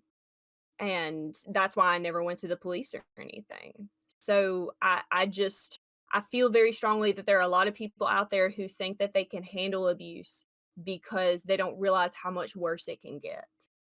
And I would really tell those people to get out very early. You know, when somebody way earlier in the conversation was talking about warning signs, I think it was Sunny talking about warning signs and these cycles of abuse that are very recognizable and that have a lot of research behind them. That ought to be more open knowledge so that we don't think that abuse can't escalate and so that we don't make sacrifices in our life for things like status or money in exchange for being abused. Okay. This has been First, such a good panel, you guys. I just have to say that really quick. yeah. I kept saying that to my chat. I'm like, wow, I showed up here and I fucking love this. Like, this is based. But I wanted to say, first off, thank you for noting that, and thank you to everyone who's spoken up about their experiences and brought that as a part of the discussion. I hope you all know, like, I'm sure you all know that takes a lot of strength, and I'm thank you for that. Then in that, I think your point is very important, and I would even say, like, that abuse escalates. That is a part of it. That's in my opinion, I think that's an inherent part of it the majority of the time. And so I think you're really onto something there. But not only that, I think one of the things that I would like to see people more familiar with is, like, the nice things that that person does for you does not make up for it. If you keep going back and you keep, like, I'd be like, "Oh yeah, there's a red flag here. Like, that's a little sketchy. That's a little sketchy." But, like, he does this and he does that and, like, this and this and this and afterwards, and it's like, no, it doesn't matter. It doesn't matter. If he's yelling at you, if he's doing this, if he's doing that, and it's a consistent problem, you need to get out and get out soon. But what is it, like, it takes like 7 times or something on average for someone to leave an abusive relationship, and I feel like I just watched this over and over and over again, which again I think is why we need to stop seeing this as a woman's issue, because we all know it's not a women's issue. Men are getting abused too. Non-binary people are getting abused. Like, how do we bring this dialogue and treat the root problem is the area I'm always in. Yes, we got to hold them accountable. Yes, we got to understand why we're not holding people accountable too as a part of that. But it's like, this really needs to be a dialogue for all genders. And how do we treat this root problem? What is the root problem? So one day we'll come up with the answer.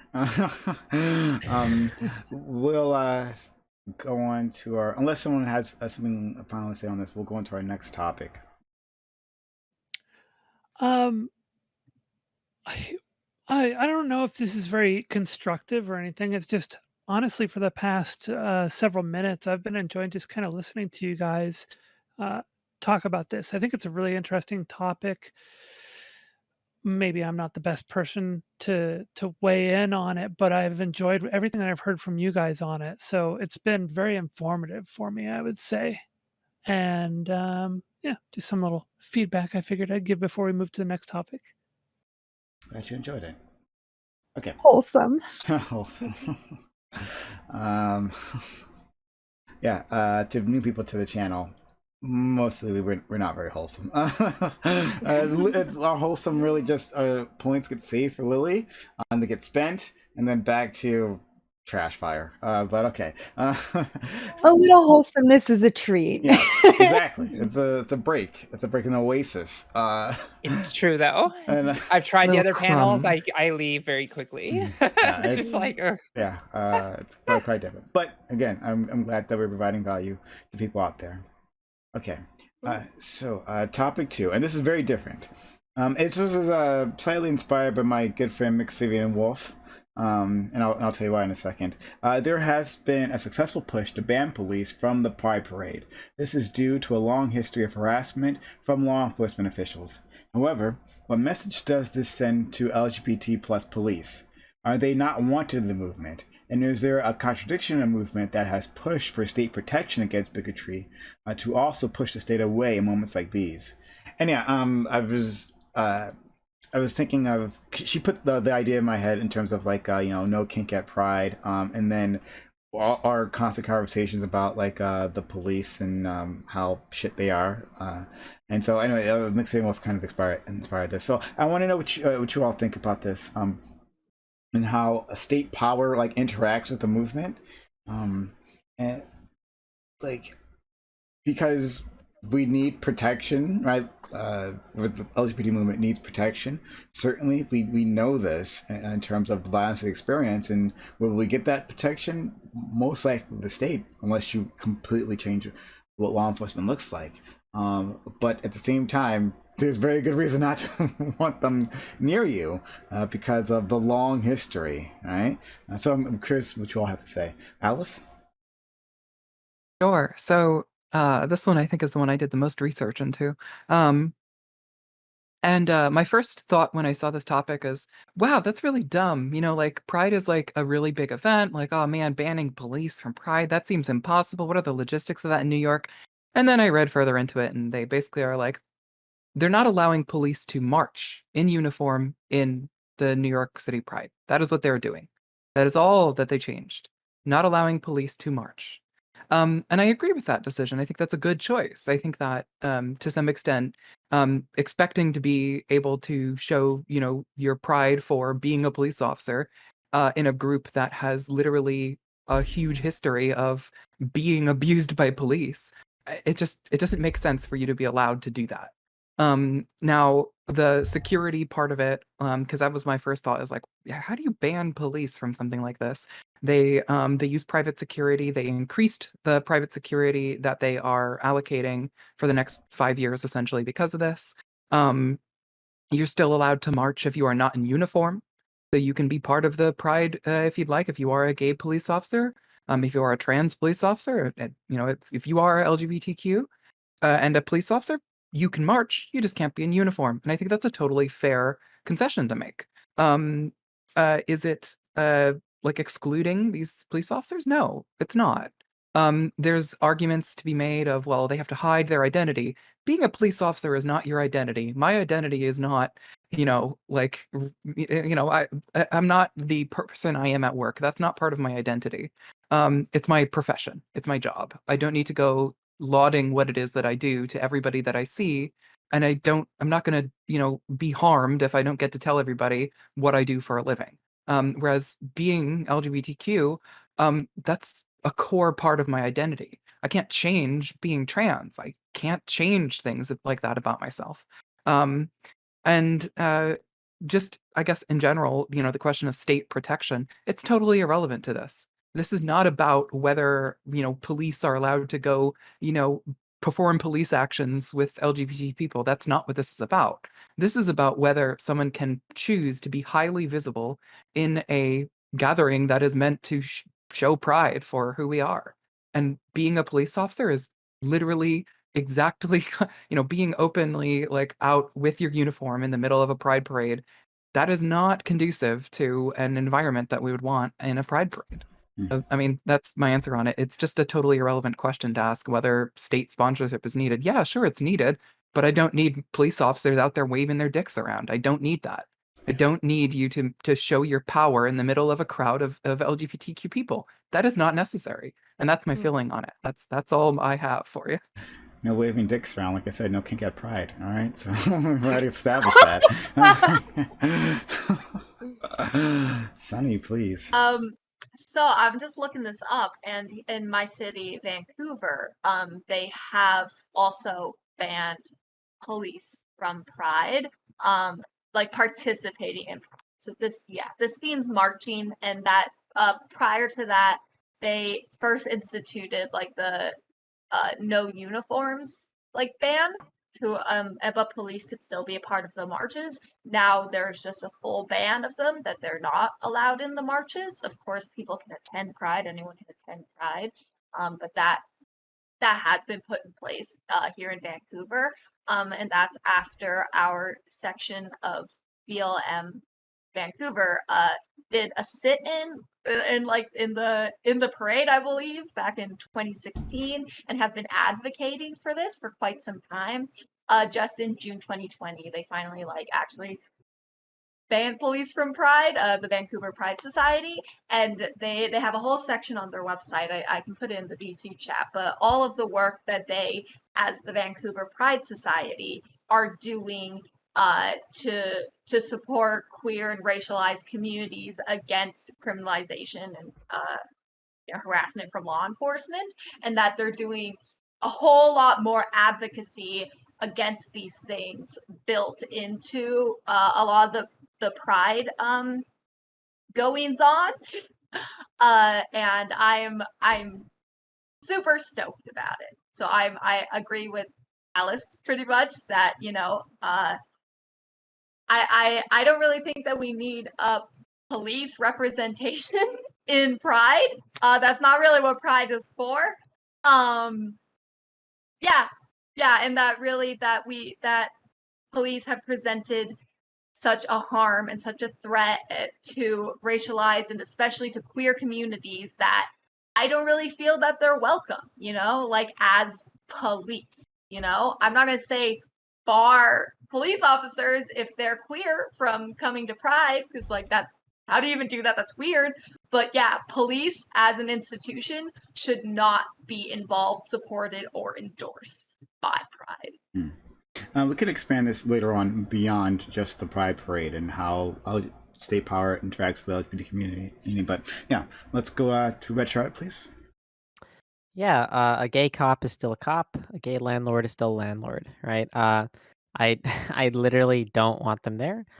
They obviously can go as people, right? I have no problem with that whatsoever.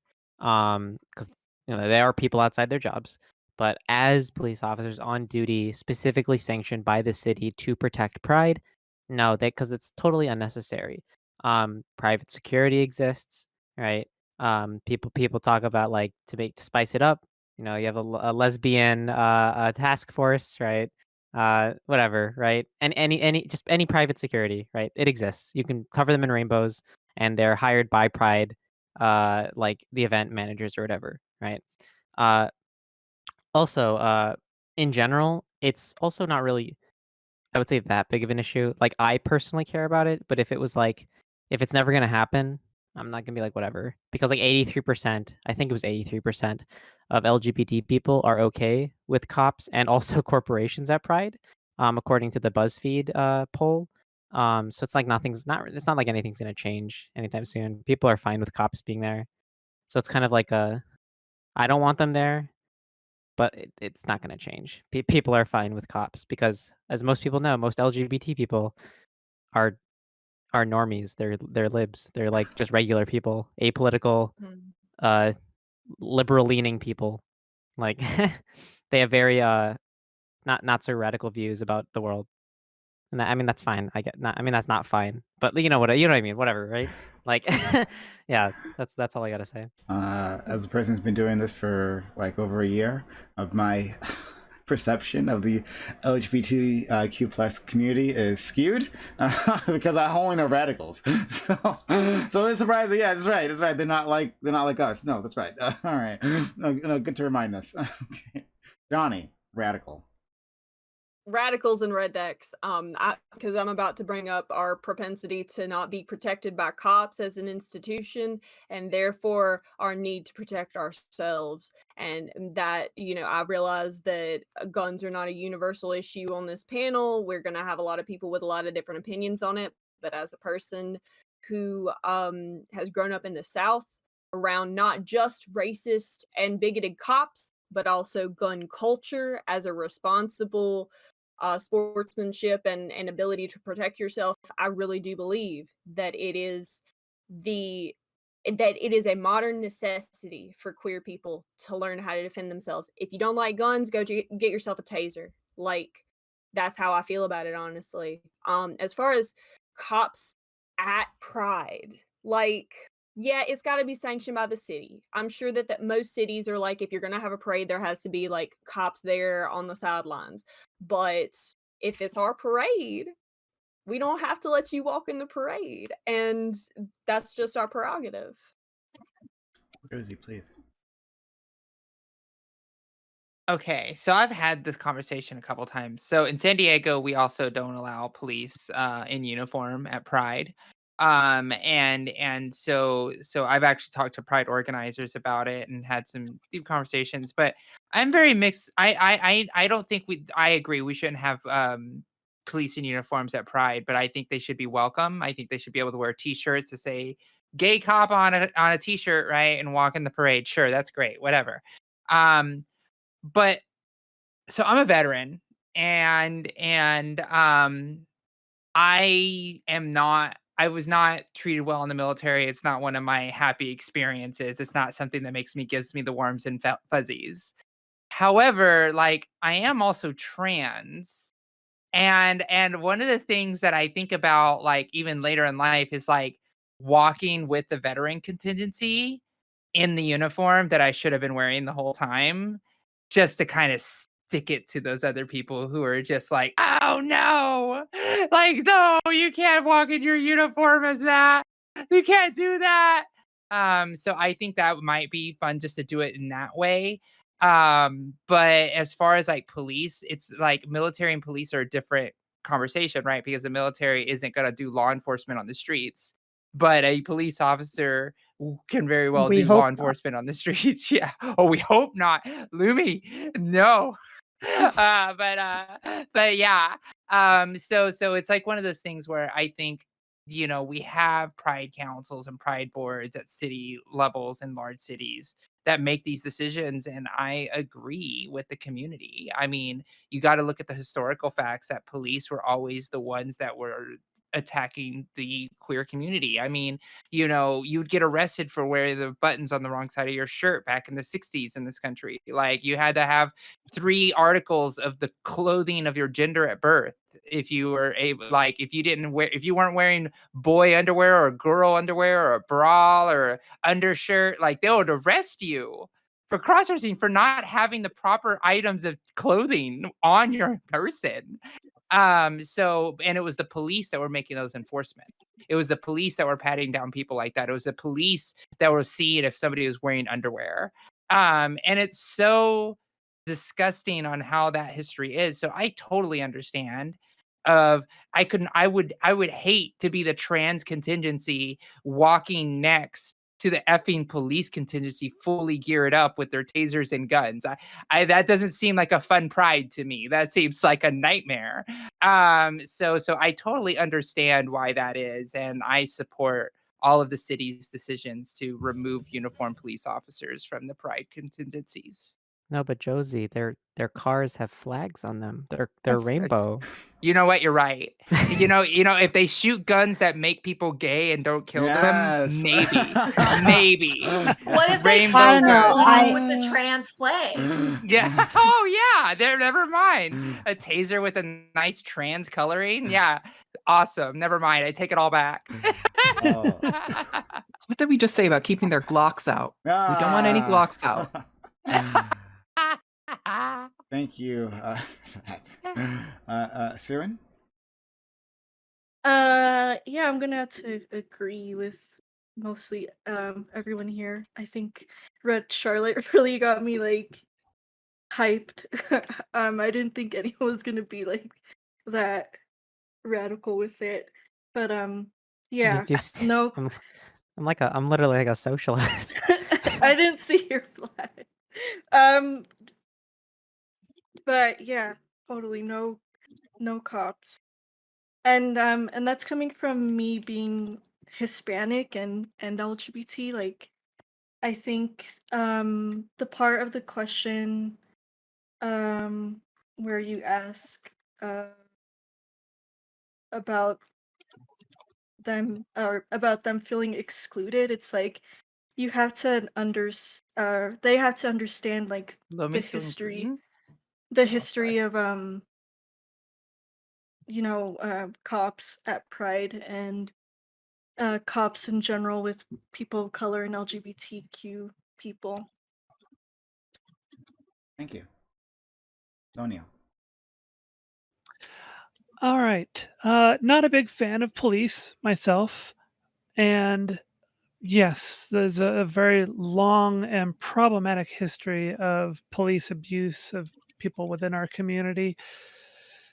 I don't get any kind of warm and fuzzy when cops are around, even when I'm the one calling the cops, right? There's always a bit of apprehension there and fear that they're gonna, you know, they're gonna see me as something that they want to hurt. So yeah, not a fan of it.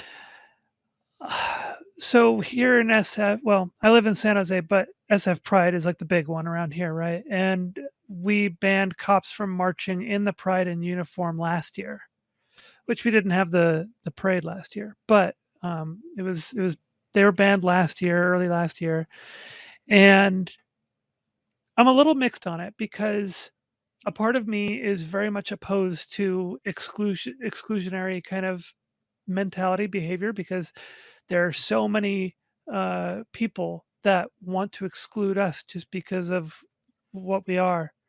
And so I don't want to engage in the same behavior that is weaponized against us. But at the same time, there is that problem. As so long as the police represent a threat to us, there's not really a way for us to march comfortably in the parade with them there in full uniform and kitted out. They've got like I'd like to be able to see a float that says SFPD, or something like that, and OPD, Oakland PD, etc. I think that would be kind of cool to see, even if they were in uniform with with the flags and stuff on them and the colors and all that, as long as they do not have their weapons and they have no authority at all in that situation. So they have to be not just off duty, but not allowed to use their authority while they're participating in the parade. I'm not sure of any specific incidents or what incidents have occurred in the parade, but I know I certainly wouldn't be able to be comfortable marching, next to a bunch of kitted out cops that have authority to use that power against me. So until that relationship becomes smoothed over, which honestly has to do, it's on their part. Yeah, we're not going to be comfortable with it. Now, at the same time, we also need to make sure that again, we're not using the same kind of tactics and language that those who hate us use, the exclusionary tactics. As much as I like to meme sometimes and throw out an ACAB, just for the heck of it, I don't want that to be the message that we give. I want the message to be, hey, you're one of us, but there is a problem. So for now, you have to dispense with and do away with any authority you have if you want to participate. You can't have your weapons on you. And let's try to work out something to fix this situation so that you guys aren't preying on us anymore. The more that we are accepting of the LGBTQIA plus portion of police officers, I think the more of a foothold we get within police forces that allow for better representation of us, that will also help over time solve or smooth out some of these abuses. That's my thought on it. Bloomy. First of all, I gotta say, I love like the blue background. I'm actually quite jealous of how blue you've gotten your room. It's absolutely amazing. I need to do something similar here. But go ahead, please. Yeah, but now we can't see her hair. Yeah, true. Listen, we're just. I was like, my hair has become one with the room. It's cool. Thank you, though, Prime. So on this topic, first off, Alice, how dare you come out here being fire like that? Oh my God. Like my chat was like, is Alice getting into the conversation earlier? And I was like, oh, and then they're like, oh, she was just waiting to show up and be fire. Like that was incredible. And again, someone said earlier they got to learn and being here on the panel in the conversation. And I think this is my moment where it's like, damn, Alice is really out here just educating people. Thank you. Now I think I pretty much agree with that. We don't want them marching. And that only makes sense to me. Like, it just seems odd that we would demand that police would demand that space with their history. I wouldn't understand that. And of course, we don't want them. Like, I agree with having a private force there. Now, to expand, as Prime said, we could expand the conversation. You know, is there a clash between wanting protection in the law enforcement and not wanting them to be there participating in Pride or be close to us? And I don't think so. And the reason is I had a lot of conflicting feelings. I'm moving towards, and I don't know, I'm moving towards the concept of, or the value of prison abolition, which to me is a lot more than just like getting rid of prisons. There's a whole lot of additional things you need to do: support systems, ways to prevent crime, ways to handle crime when it does happen. And I think that's kind of looking somewhat towards Norway and what they're doing and everything. And I know people are going to say, well, prisons aren't entirely abolished there. I hear you. That's a whole conversation in itself. But I was thinking, like, how do I feel when we are looking at, for example, the Derek Chauvin case? And I'm looking for, yes, we want him convicted. And it's this conflicting feeling of, I don't support the system, but this is what we have as a society to deal with things. And so it's negotiating within that. And I think when you look at Mariama Kaba, she's a really cool prison abolitionist here. There are certain reforms that she agrees with, but it's like, we don't want to put more into the police force, but we still want to see that as our place to go for when we're looking at what society is considering justice, and we're shifting that system. So it's like, how can we improve the police force as what we have right now while not dumping a ton of more funding into it, while seeking to demilitarize it, while seeking to build up other things next to it, and still pushing for, yeah, we want LGBTQ things to be like hate crimes to be addressed. And that's my start on this. Is I don't think there's a huge contradiction there. I think it's just, we've got to be careful the ways in which we do it, because we don't want that to be more punitivity, more throwing people in crime, in jail, in prison, without other things we're building up to solve the problem, to solve the root of the problem, to hold people accountable in other ways that might be more restorative. So it's yes, we want this in the justice system, but what are all the other options we want to build alongside it without like reinforcing this punitive mindset we have in the United States? And that's really, to me, what prison abolition is: moving away from that. Well, everything is solved by throwing people in these awful, awful prisons. Okay, open to the panel. I have so many points on this. I'm very excited to jump into this with you all. There's like police. I almost have this weird gut feeling when Juzzy was talking about being in the military and like walking with other people as a trans woman, like in your uniform. I almost have this gut feeling that makes no goddamn sense of like, I would rather see military in uniform, because like there's a history of them not being allowed in there, and so it's kind of like a win. It's kind of like a win, and I don't know that that makes any sense, but it's just kind of how I feel. Let me, please. I also feel like I feel very differently about the military. Of course, we definitely have issues within the military. Don't get me wrong, but I wanted to go into the Navy, and Josie, sometime we should talk if you ever want to. I would love that. But I've been wanting to talk to you forever, so well, we should do it. You're my friend now. Let's link up. I would love that. Let's do it. Heck yes. I was so excited to come to this panel and meet everyone. But I feel like the military, like the police force, you kind of have to decide you want to go in, you do that whole thing.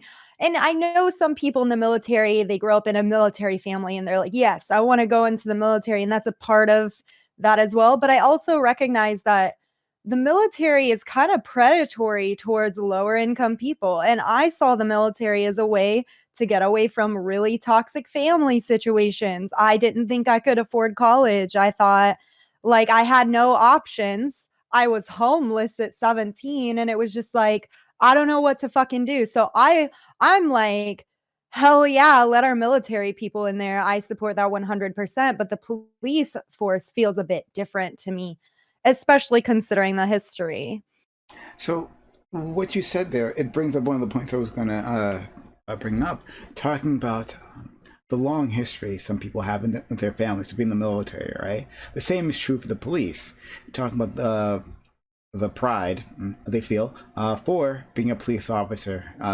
My daddy was a police officer. My granddad was a police officer. On and on, right? So that is true on that end. And I was thinking about that in the context of Alice, what Alice said when she started, talking about like how her trans identity is of course core to her.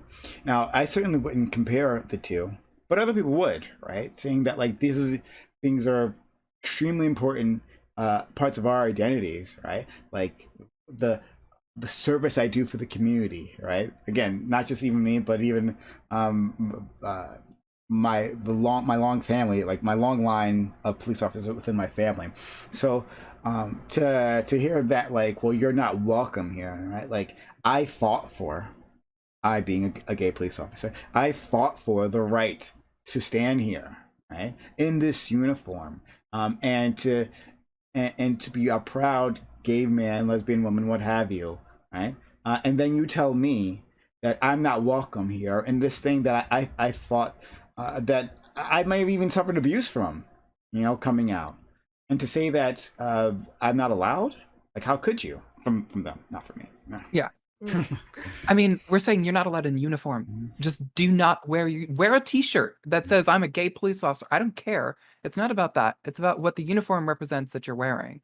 And the uniform that you'd be wearing represents a culture of violence against LGBTQ people for the past very long time, right? And even when you think about why Pride exists, Stonewall, which was a riot that was essentially taken down by police, right? Or, sorry, I'm a little tired, but you get my point. Stonewall is the whole origin of this. But right? we're changing the police. I'm arguing for them. We're changing. I'm literally a symbol, gay police officer. Literally a symbol of this change, Of right? violence against LGBTQ people for the past. The problem is being gay doesn't forgive you of being a police officer. Essentially, is just because you have other facets of your identity, does not change the fact that you'd be a police officer in uniform at Pride. You'd still be representing the history of violence that we've had against LGBTQ people. That's the thing, is the identity of being a police officer does not override the fact that police officers are a symbol of violence against LGBTQ people. And that's my problem, is like, so just because you're gay or trans or lesbian or bi, or asexual or whatever, it doesn't change the fact that you are a police officer in uniform representing a culture of violence against people like you. Like, you don't suddenly become not suspect to this culture that exists in policing right now. And like, I get what you're saying, right? We're changing the culture, which is why this is not a permanent ban. Actually, NYC Pride is going to reassess the situation in 2025. So they agree with you. It sounds like it's going to be reassessed. But right now, the culture is such that you cannot be walking around at Pride in uniform and have people around you be comfortable. I'm not going to be comfortable personally. Like, my encounters are not positive, and they're going to continue to terrify me. And if I'm walking around at Pride and I see a police in uniform, I could be like, well, fuck, what's this going to mean for me? Right? Like, I'm visibly trans. This is not usually a comfortable situation for me. So like, it just doesn't override it, right? Being like, I see a police officer. I don't see a gay police officer. I see a police officer. Like, So let's go to Johnny. Anyone else with their hand up? Okay, we'll go to Johnny. I had a question for you, Prime, because I watched a video recently that has just become available to my friend, who was roughed up really badly, thrown on the ground last year by police right outside my apartment, actually. And he's currently suing our local police department. And it was really hard to watch. And some of the cops who engaged in it were Black, and he's Black. And have you ever on All Black Everything talked about Black police officers? And do you see any analog here for how people may be feeling? It's literally on the list of things that I wanted to bring up. Yeah. Okay. And to answer your previous question, absolutely, we've talked about it. It's been explosive. So I would say that I absolutely do see the analog. What I wrote down was, you know, in the Black community, there's a contingent, right, of people who think Black cops, are traitors to the community, right? Who think that you just pretty much copy and paste everything that Alice just said, right? And saying, well, like, how could you? And that being Black doesn't negate being a cop and everything that represents. Like, everything she said, just apply that. But then there's another end, and this is where we feel like we had a fight. That's talked about the fight for representation, how important that was, how the people who were spit on, who had their asses kicked, right? Police officers, like Black police officers joining the force, right? Who didn't get back up, right? But they've literally changed the force and how it operates, like with Black police officers, right? So like they are far more accepted. We can at least understand that. And I'm ACAB, right? So like make that clear where I'm coming from. But you can also see that, well, they have been. That acceptance has come from being integrated with a larger power structure, right? And so they'll take actions to further that power structure, right? Which includes kicking the ass and killing other Black individuals, right? So, like, yes, it's a huge problem. It's a huge split. I don't know. I mean, would I want to would you want a police force that doesn't have LGBTQ representation? Would that be a better option? Like, would I want a police force that doesn't have Black representation? Would that be a better option? I don't see how it could be, but I'm very curious what you all think. Zonia? Yeah, so I'm definitely going more in the direction that you are, because I think it's important. I think one thing that is entirely demonstrable, this is something that's talked about a lot in police reform and policing reform in general, is that one of the big problems is when you have a police force that's policing an area, and the force that is policing that area is comprised of people from outside that area, right? So this particularly affects poor neighborhoods of color, especially, and this also affects communities like, for instance, the Castro used to be preyed upon by police quite a bit. They managed to not, I don't know if they necessarily reformed the police, but they ended up with a lot of the gay community in the Castro joining the police form, and that really helped clean things up quite a bit. And if we have like a float, now I get it, in a way it's kind of cringe when you think about it, but if we have a float in the parade that is literally warming the people who go to the parade, being predominantly, well, a lot of them being LGBTQ. Obviously, we get a lot of tourists as well, and supporters and allies, but with a lot of people getting exposure, LGBTQIA plus people getting exposure to that and thinking, yeah, maybe I could be a police officer too. I think that's going to increase the number of people entering the academy who are aware of these problems, have been victims of them, and who want to change things. And the more that we put up a wall and try to, keep them at a distance and make them seem anathema, the less likely it is that we're going to be able to get more people like ourselves onto the force to help clean them up. And and I come from the same kind of perspective, Prime. I'm also very much ACAB. But yeah, I mean, we got to change it somehow. And so far, nobody seems to be keen on the idea of abolishing the police. So maybe we can get some better people in there and Well, start changing the culture. glad to meet a fellow comrade. But I definitely do want to focus in on this question about whether a police force would be better if it didn't have LGBTQ representation. The police, as always, have abused women, right? Especially sex workers, right? Like this is known, right? So you could say the uniform represents that as well. Do we not want female? Like, would it be a better idea to have less female representation? Yeah, sorry. Does anyone hold that position here on the panel? Because No. I would say definitely no. Mm. Like, obviously, we want LGBT representation in the police force as it exists today and as a part of the shift, because I do think we're not going to just quickly abolish the police. Even if your end goal is abolish the police in some way, shape, or form, I don't think that's going to happen at the drop of a hat. And I think, and please, if you're, is there anyone on here that wants no gay people in there?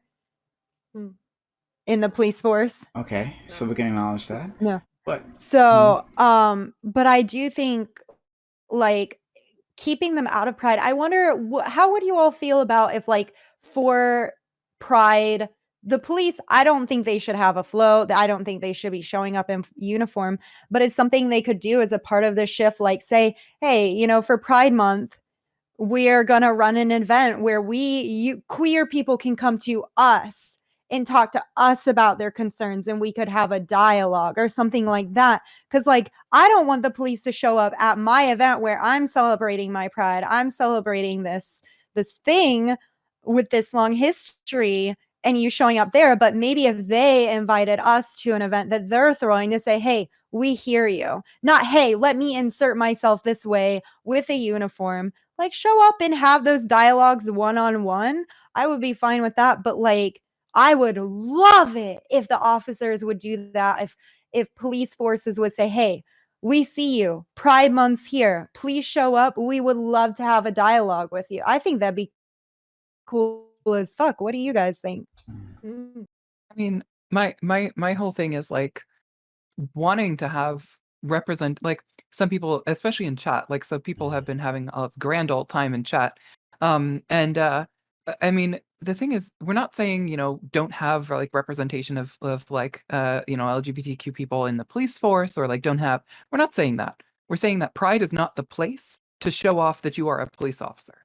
There's definitely a need to be able to show like that there are going to be LGBTQ people in the police force and that they're improving that, but there's other ways to do that. And Lumi has a good idea. That's a way to do it, is to have the police force do some sort of event on their own, separate from NYC Pride. That's literally all that we're saying here, is that the appropriate place to show that there's LGBTQ people in police forces is not the NYC Pride. It's something else. It's that the history that policing has with LGBTQ people makes it such that you cannot effectively show your police presence as, look how cool, look, we're the police, we're supporting LGBTQ people. Yeah, well, so 40 years ago, you beat and murdered trans people, like, on the daily. Oh, and you're still doing that. I'm not really so sure I want you here. I'm not really so sure this is an effective representation that you're presenting here. That's all that we're saying. We're not saying like don't have LGBT people in police forces. We're saying that's great. That's good. That means positive movement, right? But Pride is not the place to show that. The Lumi's idea is a great idea. Show it with other events. Show it during Pride Month. Show off. Give a voice to your LGBTQ police officers. Give them their voice. I agree wholeheartedly with that. It's just that NYC Pride in general, not the place. Do it somewhere else. Do it another time. And like having cops at Pride as cops is like super effective propaganda. It's like they can basically project this image of inclusivity and tolerance and acceptance while actually not doing any sort of actual reform to the actual institution of policing that actively to this day assaults, rapes, and kills like queer people. And it's like it gives this false conception to people that like that they oh, I guess cops in my city are like, I'm safe around cops or whatever, and that will like leave people defenseless and like open for attack, like because they won't be like wary of police officers when you should absolutely be wary of police officers. Oh, Even if you're like a white, straight, cis fucking guy, you should still be wary of police officers. police I officers think- actively make people uncomfortable, and I'm all about people being realistic. I'm all about people not having overly idealistic expectations. If you are a police officer, people are uncomfortable around you, and they should be. If you want to have a conversation about how to make the police force less threatening, that's a whole other conversation to have. But as we stand right now, they make people uncomfortable by and large because they represent state violence. And if we don't want to celebrate that as a community, again, that's our prerogative. Like I don't Well, like I don't think I- I've like, ever I- had a positive experience with a police officer. The only experiences I've had with cops are they've lied to me to get me in trouble. When they pulled me and my friend over while we were walking to McDonald's, one of the cops had his hand on his gun, and not just like the resting, like idle position some cops have. I mean, like his hand was on his gun, like, and he was standing behind the other cop. And I was like, dude, one, we're like in a pretty bougie suburb. 2, we're like 16. 3, we're going to McDonald's and I'm like barefoot because my flip-flops broke. And you're like, this is your mentality. Like, you're like, as a suburb cop, you are the equivalent of a fucking mall. Like, you're a mall cop, right? You pick up people who are out past curfew and you pick up trash, right? You are nothing, right? But you're acting like a city cop, like, oh, I gotta watch out for the dangerous criminals or whatever. Like, okay, like I fucking hate cops. I don't. Well, thanks to Go say. ahead, Sonny, please. Yeah. I mean, you probably all see me popping off in chat. Super heated. That one, having cops at Pride, like visibly cops in uniform with their guns, blah blah blah, makes it inaccessible for the people that Pride is for the people who are celebrating Pride. Here in Vancouver, the reason that there was such a push for this, and we now have this ban, is because at Pride that trans women, and specifically Indigenous trans women and Two-Spirit people, were facing violence from the police at Pride. Like, they directly were. But nevertheless, like, apart from that physical, literal violence, just them being there makes it inaccessible. They pose a threat to these communities. They make them feel unsafe. Like, this is not the environment or atmosphere that I want there to be at Pride, which is like, or like the Pride Parade, which is the one biggest day of celebration for LGBTQ plus individuals, to make that space inaccessible for those individuals or for racialized individuals, blah blah blah. Like, I find it funny that people want to talk like blah blah blah about how like people wearing leather or wearing this or that makes it inaccessible for children, but no one wants to talk about this making it inaccessible as well. Okay, like, that makes me feel super nasty. Additionally, there being LGBTQ plus members of the police force or allies in the police force, which, I still question how much of an ally you are if you're still in the police force. If you're an ally, you should be trying to reform it from the inside out, but that's impossible, so you should be quitting. Anyway, that just because you have those members within your institution does not give that institution a right to be endorsed and represented and have space in the Pride Parade or in these spaces. I would really respect more if these institutions took Pride Month, this month where all these topics are coming up, the discussions are coming up, people are saying no cops at Pride, and we're having this discourse, that they take that opportunity to organize their own thing, like what Lumi just mentioned. If they were to talk about the history of homophobia and transphobia within the institution of law enforcement and make that known, that would be a great step. You know, you have to confront that history if you're ever going to change it. And the systems of law enforcement are based in the systems of homophobia, of transphobia, along with the systems of anti-blackness and racism, which, you know, also a song about racialized people at Pride. They also deserve to feel safe and have that space.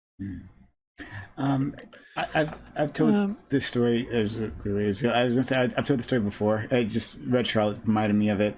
I was it was years ago. I was working at some place downtown, and I I had been going home, and I was sitting like waiting for like a trolley, like in like an underground tunnel, and some guy came down, and he was clearly very high. He was holding these dresses. He clearly stole them, right? And he like ran down like the trolley, like sub like tunnel, right?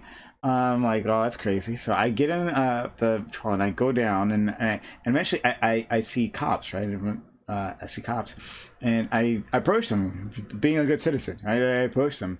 There's like a group of like half a dozen of them, right, of all races. And I remember specifically talking to a black cop, and I approach them and try to report what's happening. All of them put their hands on their guns, ready position.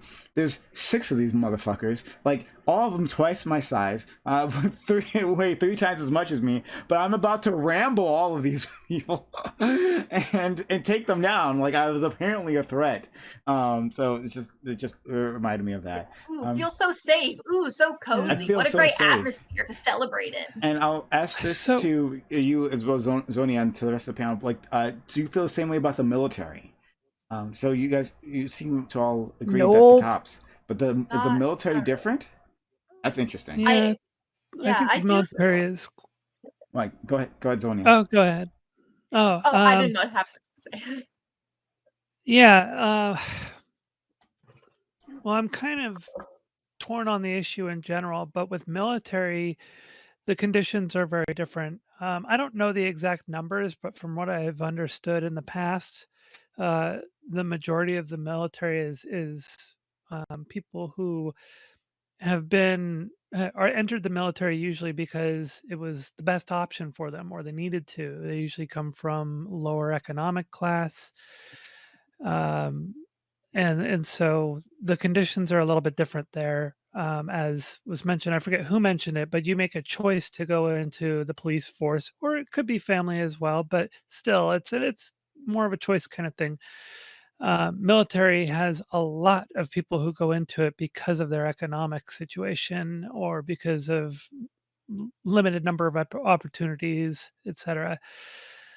And so there's a little bit of a different culture there. Obviously, it has some of the same problems, and in many cases, they're even more magnified because there's a lot less power you have as an individual in, in the military with a commanding officer. This, I don't know if I would judge it the same way, and I think that as someone who has served in the military, I think you should be able to walk in the march and wear your uniform. You put your life on the line for the country. So, and I'm not really into the whole jingoistic, kind of stuff, but that's something to be admired. You have put yourself at risk for your country. I'm sure some people will try and argue it for police, but I don't really consider it to be the same kind of thing. But at the same time, I still want to go back to what I was saying before, that as long as we continue to put up a wall and distance ourselves, like the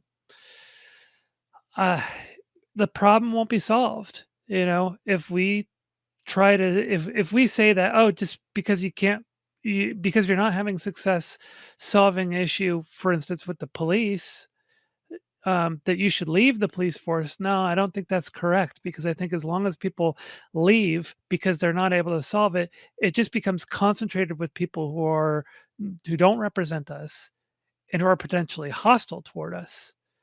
And I think it would be the same thing as well with the military. So the more we put up these walls, the more likely it is that they're going to become more and more concentrated in their toxicity toward us, right?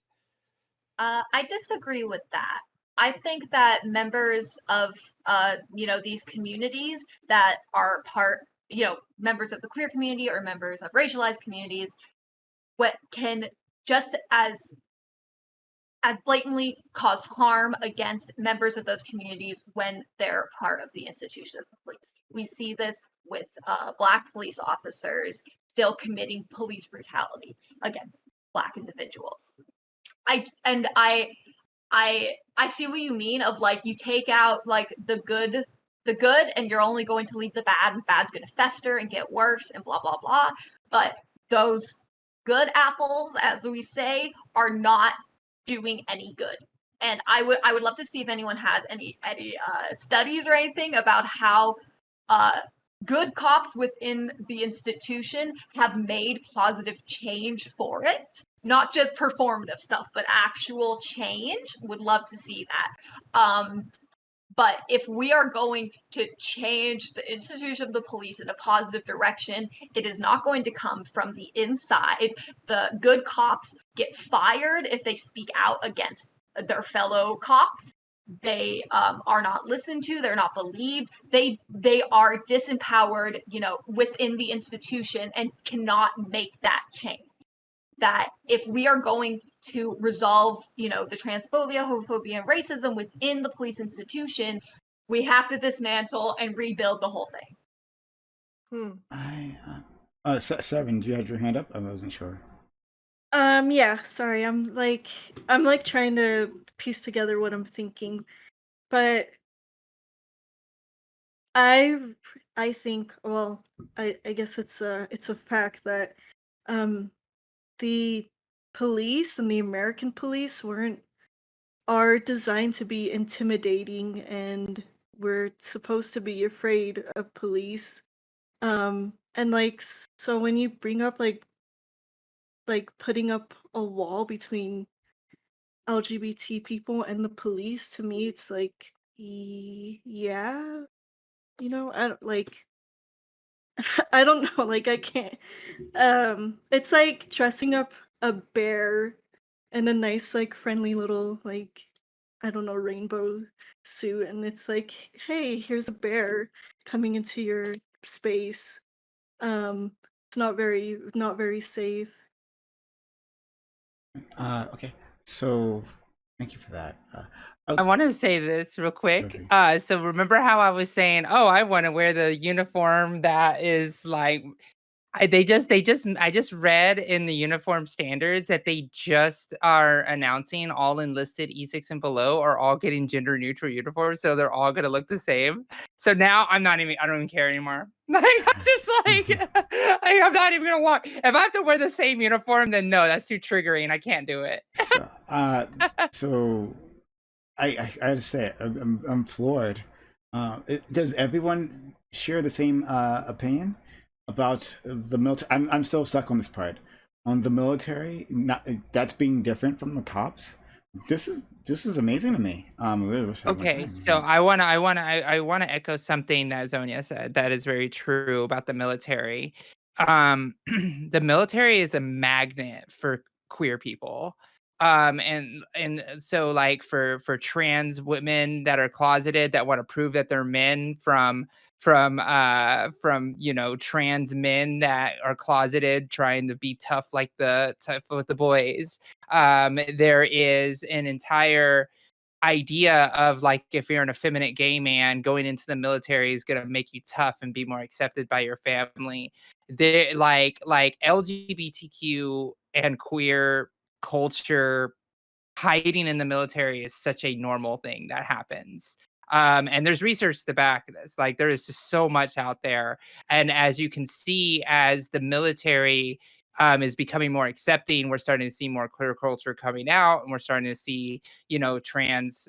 Just the other day, the VA just announced that they're going to start allowing gender affirming surgeries for trans veterans a year from or next year, starting next year, which is huge. That's been banned for a long time. So there's like this thing that's happening within the military. So it's not the same. Boy. Mm. It's just not the same. They're different Uh, institutions. Yeah. oh man. Oh boy. I have big disagreements here. Alice, please. And then Lumi, I think you have your hand up as well. So all I was gonna say. Oh, sorry, Lumi. Go to No, no. we'll go to You're Alice talking and to then chat. Lumi. Yeah, sure. Hmm? Okay. All I wanted to say is that not that the military hasn't been problematic, because obviously it has significantly, right? In many ways, with its targeting. It just doesn't have the same particular effect, I think, as police at Pride does. It's that, again, Pride started due to Stonewall, and there weren't military officers at Stonewall. Um, you know what I mean? We didn't have military, like officers storming, like gay nightclubs. We didn't have this history. So, and not that, I do think there's significant problems with the military, and I think being in uniform at Pride with a military uniform could be questionable, but I think it has the same impact as a police officer in uniform does. Yeah. I definitely think there could be problems, but not the same impact. A little Yeah, different. they weren't at the gay clubs, right? They were in the barracks shower with the lights off, right? Yeah, right. Oh boy. Yeah. Yeah. All right. So I want to hear from Lumi first We're before. not worried about getting beaten to a pulp and arrested in Pride when there's a uniformed military person there. Oh man, I want to hear from Lumi first before I say anything. Lumi, if you want to interject. Maybe she's deafened. Okay, we'll assume she's deafened. All right. No, Lumi, go. If she's talking, excuse Oh. me, if they Yeah. are talking, I apologize. If they are talking, then I don't hear them. Okay, so I don't. Oh, hey, I'm sorry. I got a raid. It double raid. What does it mean? But no, I actually was not raising my hand. I Okay. was just letting a user move. But thank you Okay. for keeping an eye on. Sure. Okay. Yeah. This is amazing to me. All right. So, like, yeah, sure. You may not have an event within the textbooks of the military harassing our LGBT brothers and sisters, but they definitely did, right? Especially within their own ranks. Especially within their own ranks. We within had Don't ranks, Ask, Don't yeah. Tell here, right? And which, they found you out, you're out. The people people within the gay community were terrorized within the ranks of the military, right? The endless stories of them, and you know those stories better than I do. Of I'm afraid to come out, and then talking about like the police and like their abuse and their harassment, and then in the murders, right? Well, the military has done that on a scale that the police cannot even come close to touching. So this is an institution that you're saying, oh well, like we have a lot of trans individuals who go into the military, right? Well, there's trans individuals in the cops certainly, right? But what difference does any of that make, right? If they're upholding a system, right? A brutal American foreign policy, right? That I mean, in anyone who has any idea of history here knows what the U.S. has done throughout the world. And to say that that's different, right? I know, so I get that there's not the same cultural impact because they weren't at Stonewall. Got it, great. But I think we can take a wider look at history and all the things that they've done. And if you're saying, I'm actually mixed about having cops at Pride, right? But it's not my community, so I'll leave it up to you. But to say that if cops are definitely banned, but the military is somehow different when they're manifestly worse, and then I just amazing. But we'll jump in. So let's go to Johnny and then Josie. All right. There's a lot of nuance here, but I think at the root of it, first of all, we have to say, why are the cops not allowed at Pride? The cops are an institution that expressly makes people uncomfortable. And unfortunately, this is kind of a feels over reals kind of thing a little bit. As I said a little bit ago when I introduced this, I don't know that it makes a lot of actual logical sense for us to be more comfortable around the military. Although Josie pointed out a lot of stuff that I personally, as a queer person who has tried to go into the military, like I see a lot of that. A lot of my veteran friends are queer, and I didn't end up going into the military, but I certainly took the ASVAB and talked to recruiters because I'm queer and I was abandoned by my family. And so I couldn't pay for things. Like this is a cultural thing that is like cops make people uncomfortable, especially like Black people and people who are queer because of domestic issues. And yes, the military overall as a course of the world has been detrimental, but as a domestic issue for queer people specifically, it has not been as big of a problem. In fact, for a lot of people, for a lot of queer people, it's been the thing that launches their life and pays for their surgery, but hopefully in the future, as Josie was citing. Like, it is kind of a feelings thing. And I know that that doesn't make a lot of sense. But again, I think you have to look at it as a domestic cultural issue rather than as a ban the military, demolish the state kind of issue. So, my friend Joe in chat, who's amazing, the silly serious, I love her. She put it better than I could, of course. Like, what about queer immigrants? No consideration for all the gay people persecuted by foreign interventions? Like, they're queer immigrants, queer undocumented people or documented individuals, right, who have history of being on the other side of the military, right, on the other side of those guns. And to say that...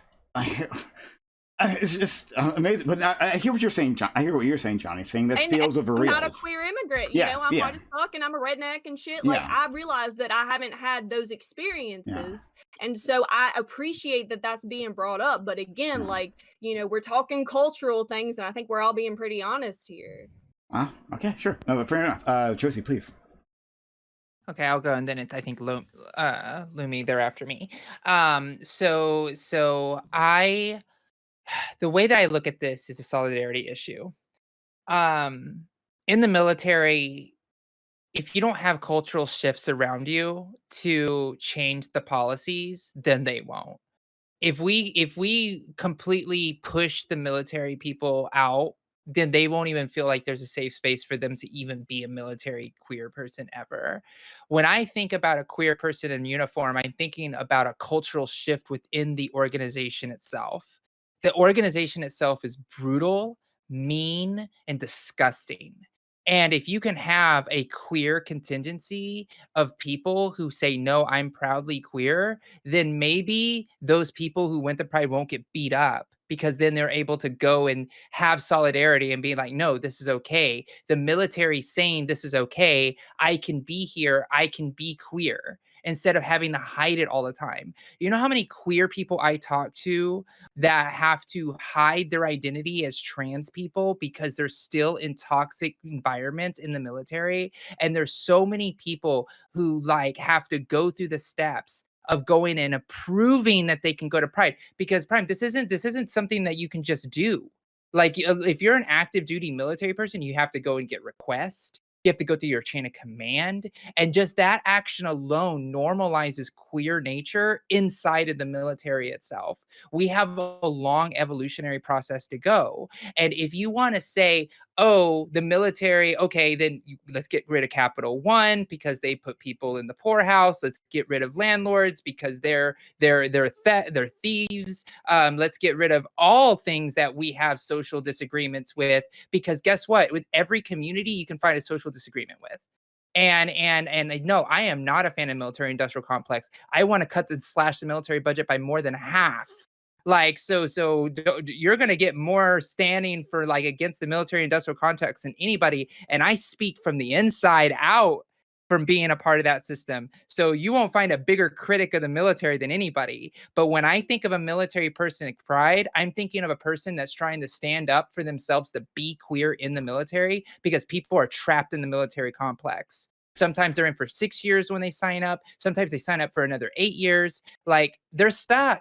At least make their lives and quality lives a little better if they can walk one time as a queer person in military uniform. How can you not copy and paste nearly everything you said to officers? That was my argument at the beginning when I was talking to Alice, talking about the pride, right, of gay police officers, and them wanting to show it, right? And then the effort that they put in to change the institution. And almost everything you said could be copy and pasted. I don't You could understand turn why my you make argument. me. You could try to turn my argument, and I will let Lumi go after this. You can try to turn my argument here, but you are forgetting the one huge contextual piece, which everybody has talked about, is the police uniform aspect actually can put you in jail.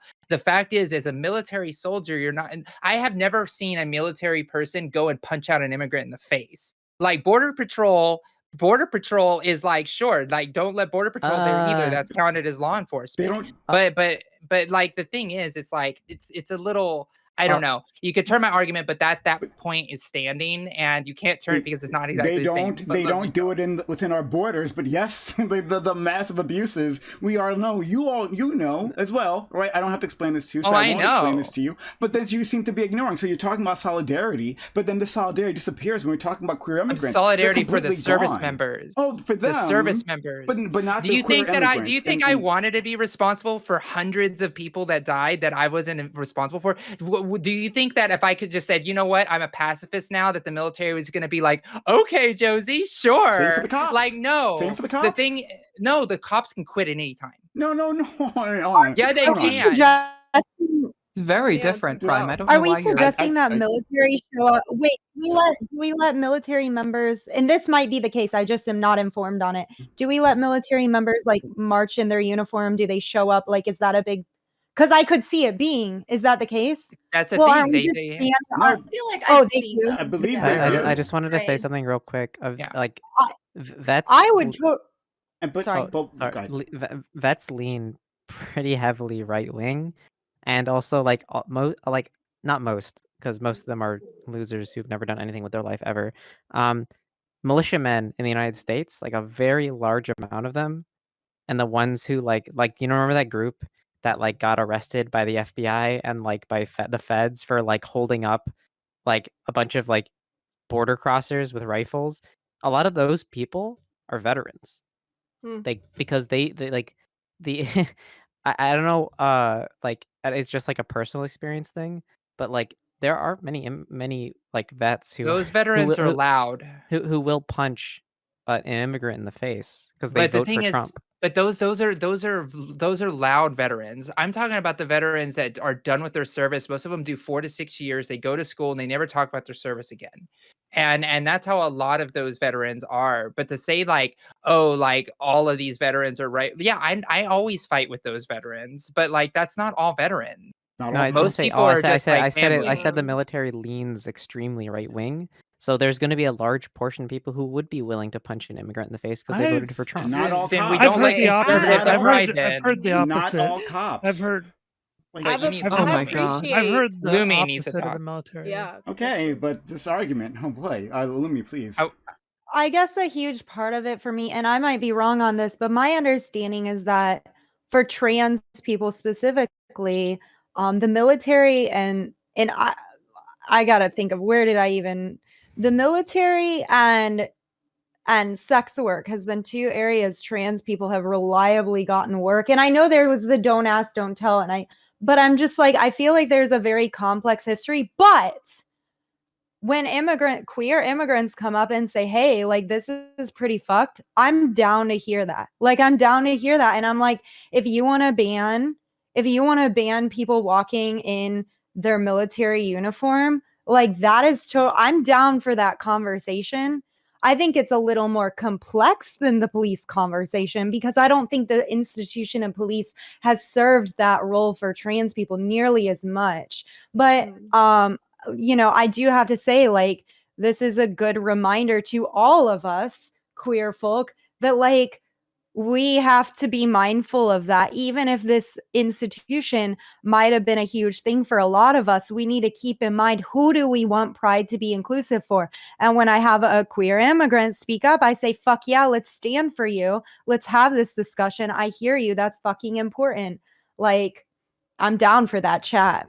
Yeah. Yeah, I'll go ahead. There Sorry, let's go to Sunny and then Alice. Yeah, we have a little bit of time left, so yeah, please. Yeah, so Vancouver, there's anything to do with banning military personnel, not even like wearing their uniforms or anything. It is just cops and correctional officers is actually another one in Vancouver that we have.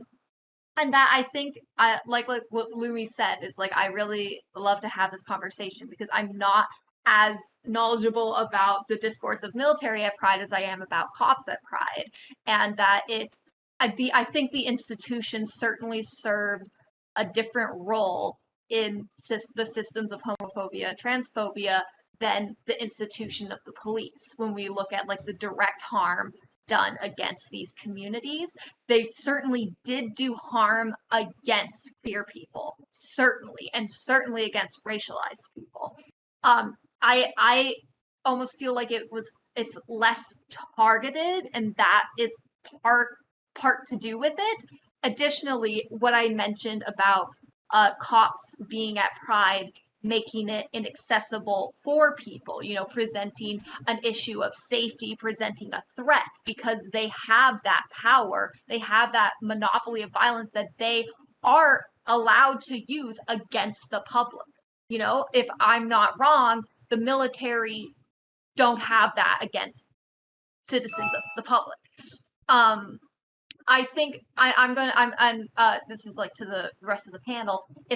If maybe a comparison could be made between like the institution of the military and the institution of medicine, and the harm done against queer people in medicine, and how it's very much so is medicine based in not only anti-blackness and racism, but based in transphobia and homophobia, like severely so.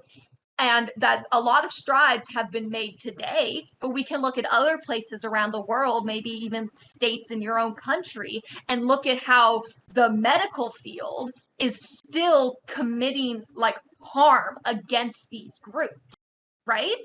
So then, do we not allow doctors? Like, what if doctors want to walk? What if there are some queer doctors who want to? Because there's a whole lot of doctors who are very like obviously like pro LGBTQ that commit their lives to helping those people, right?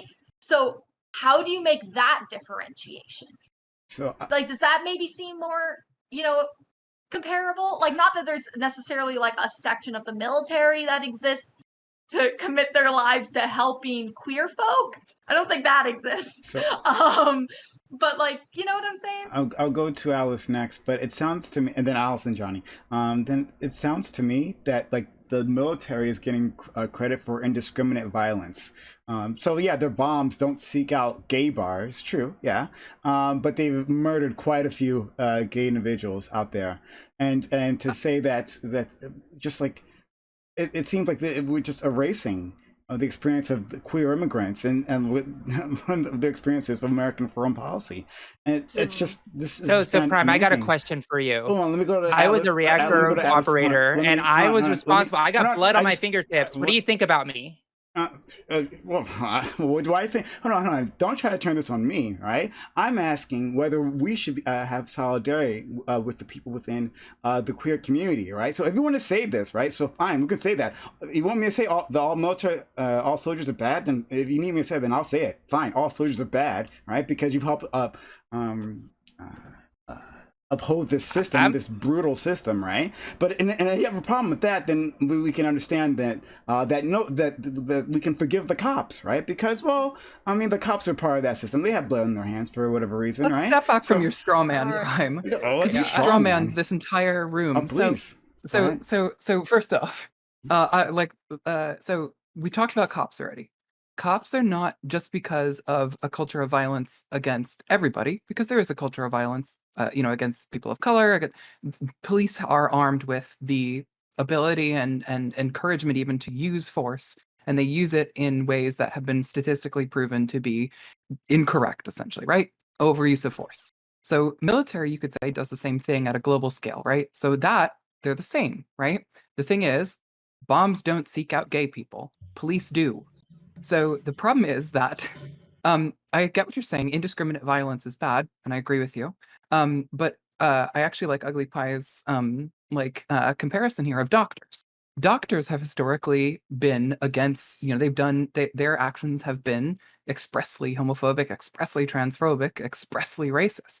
Another example that I would use is it would be just as silly to ban doctors in uniform at Pride as it would to ban Catholic people from Pride. Catholic people, the Catholic Church has caused a huge amount of harm to LGBT people. We don't think about banning Catholic. You don't see a Catholic person, you don't see like a priest and be like, uh-oh, boy, I remember what they did historically. You don't think like that, but police are a different matter. Again, I agree with you. Yeah, military actions have caused a huge amount of death. Agreed. 100% agreed. There's been a lot of people who have caused a huge amount of death, but we don't ban them from Pride because they don't have historical significance to Pride. Police do. But You're strawmanning the queer room in that immigrants, your personal view, but that's not relevant. they're not The relevant? relevancy, they are not relevant to this conversation. No. Okay. So Pride Glad I is know not a yeah. That's my answer. Is you invented this position that you hold, but no one else in the room did. Oh, what, hon? That you just said that queer immigrants are not relevant to the conversation. When I'm This trying to conversation, they include are not. queer immigrants are not relevant at Pride, is what you're telling me. Not to your part of this conversation. How is it not? How is it not? You've Explain to me. introduced you've introduced this concept of military action, which does not target queer immigrants. That's the thing. it's Is still- it's indiscriminate. But so there's credit for indiscriminate violence rather than targeted violence. That's what it sounds like. Can I please, Johnny, please. make one more point, and maybe this will put it into a little bit of perspective, but it's something that somebody put in chat. Please, whoever put this in chat, shout yourself out. But this is going to be my last attempt at trying to put this in perspective, and then I think that maybe we should, accept that a lot of people have different views on it. But when you see a military officer walking around in the United States of America in their uniform, you are not expecting them to be actively patrolling and looking for people to arrest. The opposite is with cops. And this isn't, I say this all the time on my stream, and I appreciate we have a Canadian here, but this is an American perspective. When you see a cop, you are actively expecting them in uniform to be patrolling and to have the authority of violence behind them. And it is simply different with seeing someone walking around in a military uniform. In fact, when I see people in military uniforms, I assume that they have to be, because I know that in a lot of cases, if you're on deployment, you have to walk around in uniform. And we may be being a little bit myopic at the end of the day. I do appreciate that you and Joe Prime brought up this idea of queer immigrants being uncomfortable around maybe ICE agents in particular, or just military people. And I appreciate that that is a perspective. But at the end of the day, the way this conversation was framed was about pride parades that are being put on locally. And that is a bit of a myopic perspective. And so I think that introducing these new ideas is important, but it also needs to be put into account that this is cultural, this is local, and all of these parades are being put on largely by American citizens. And so that will be the prevailing point of view.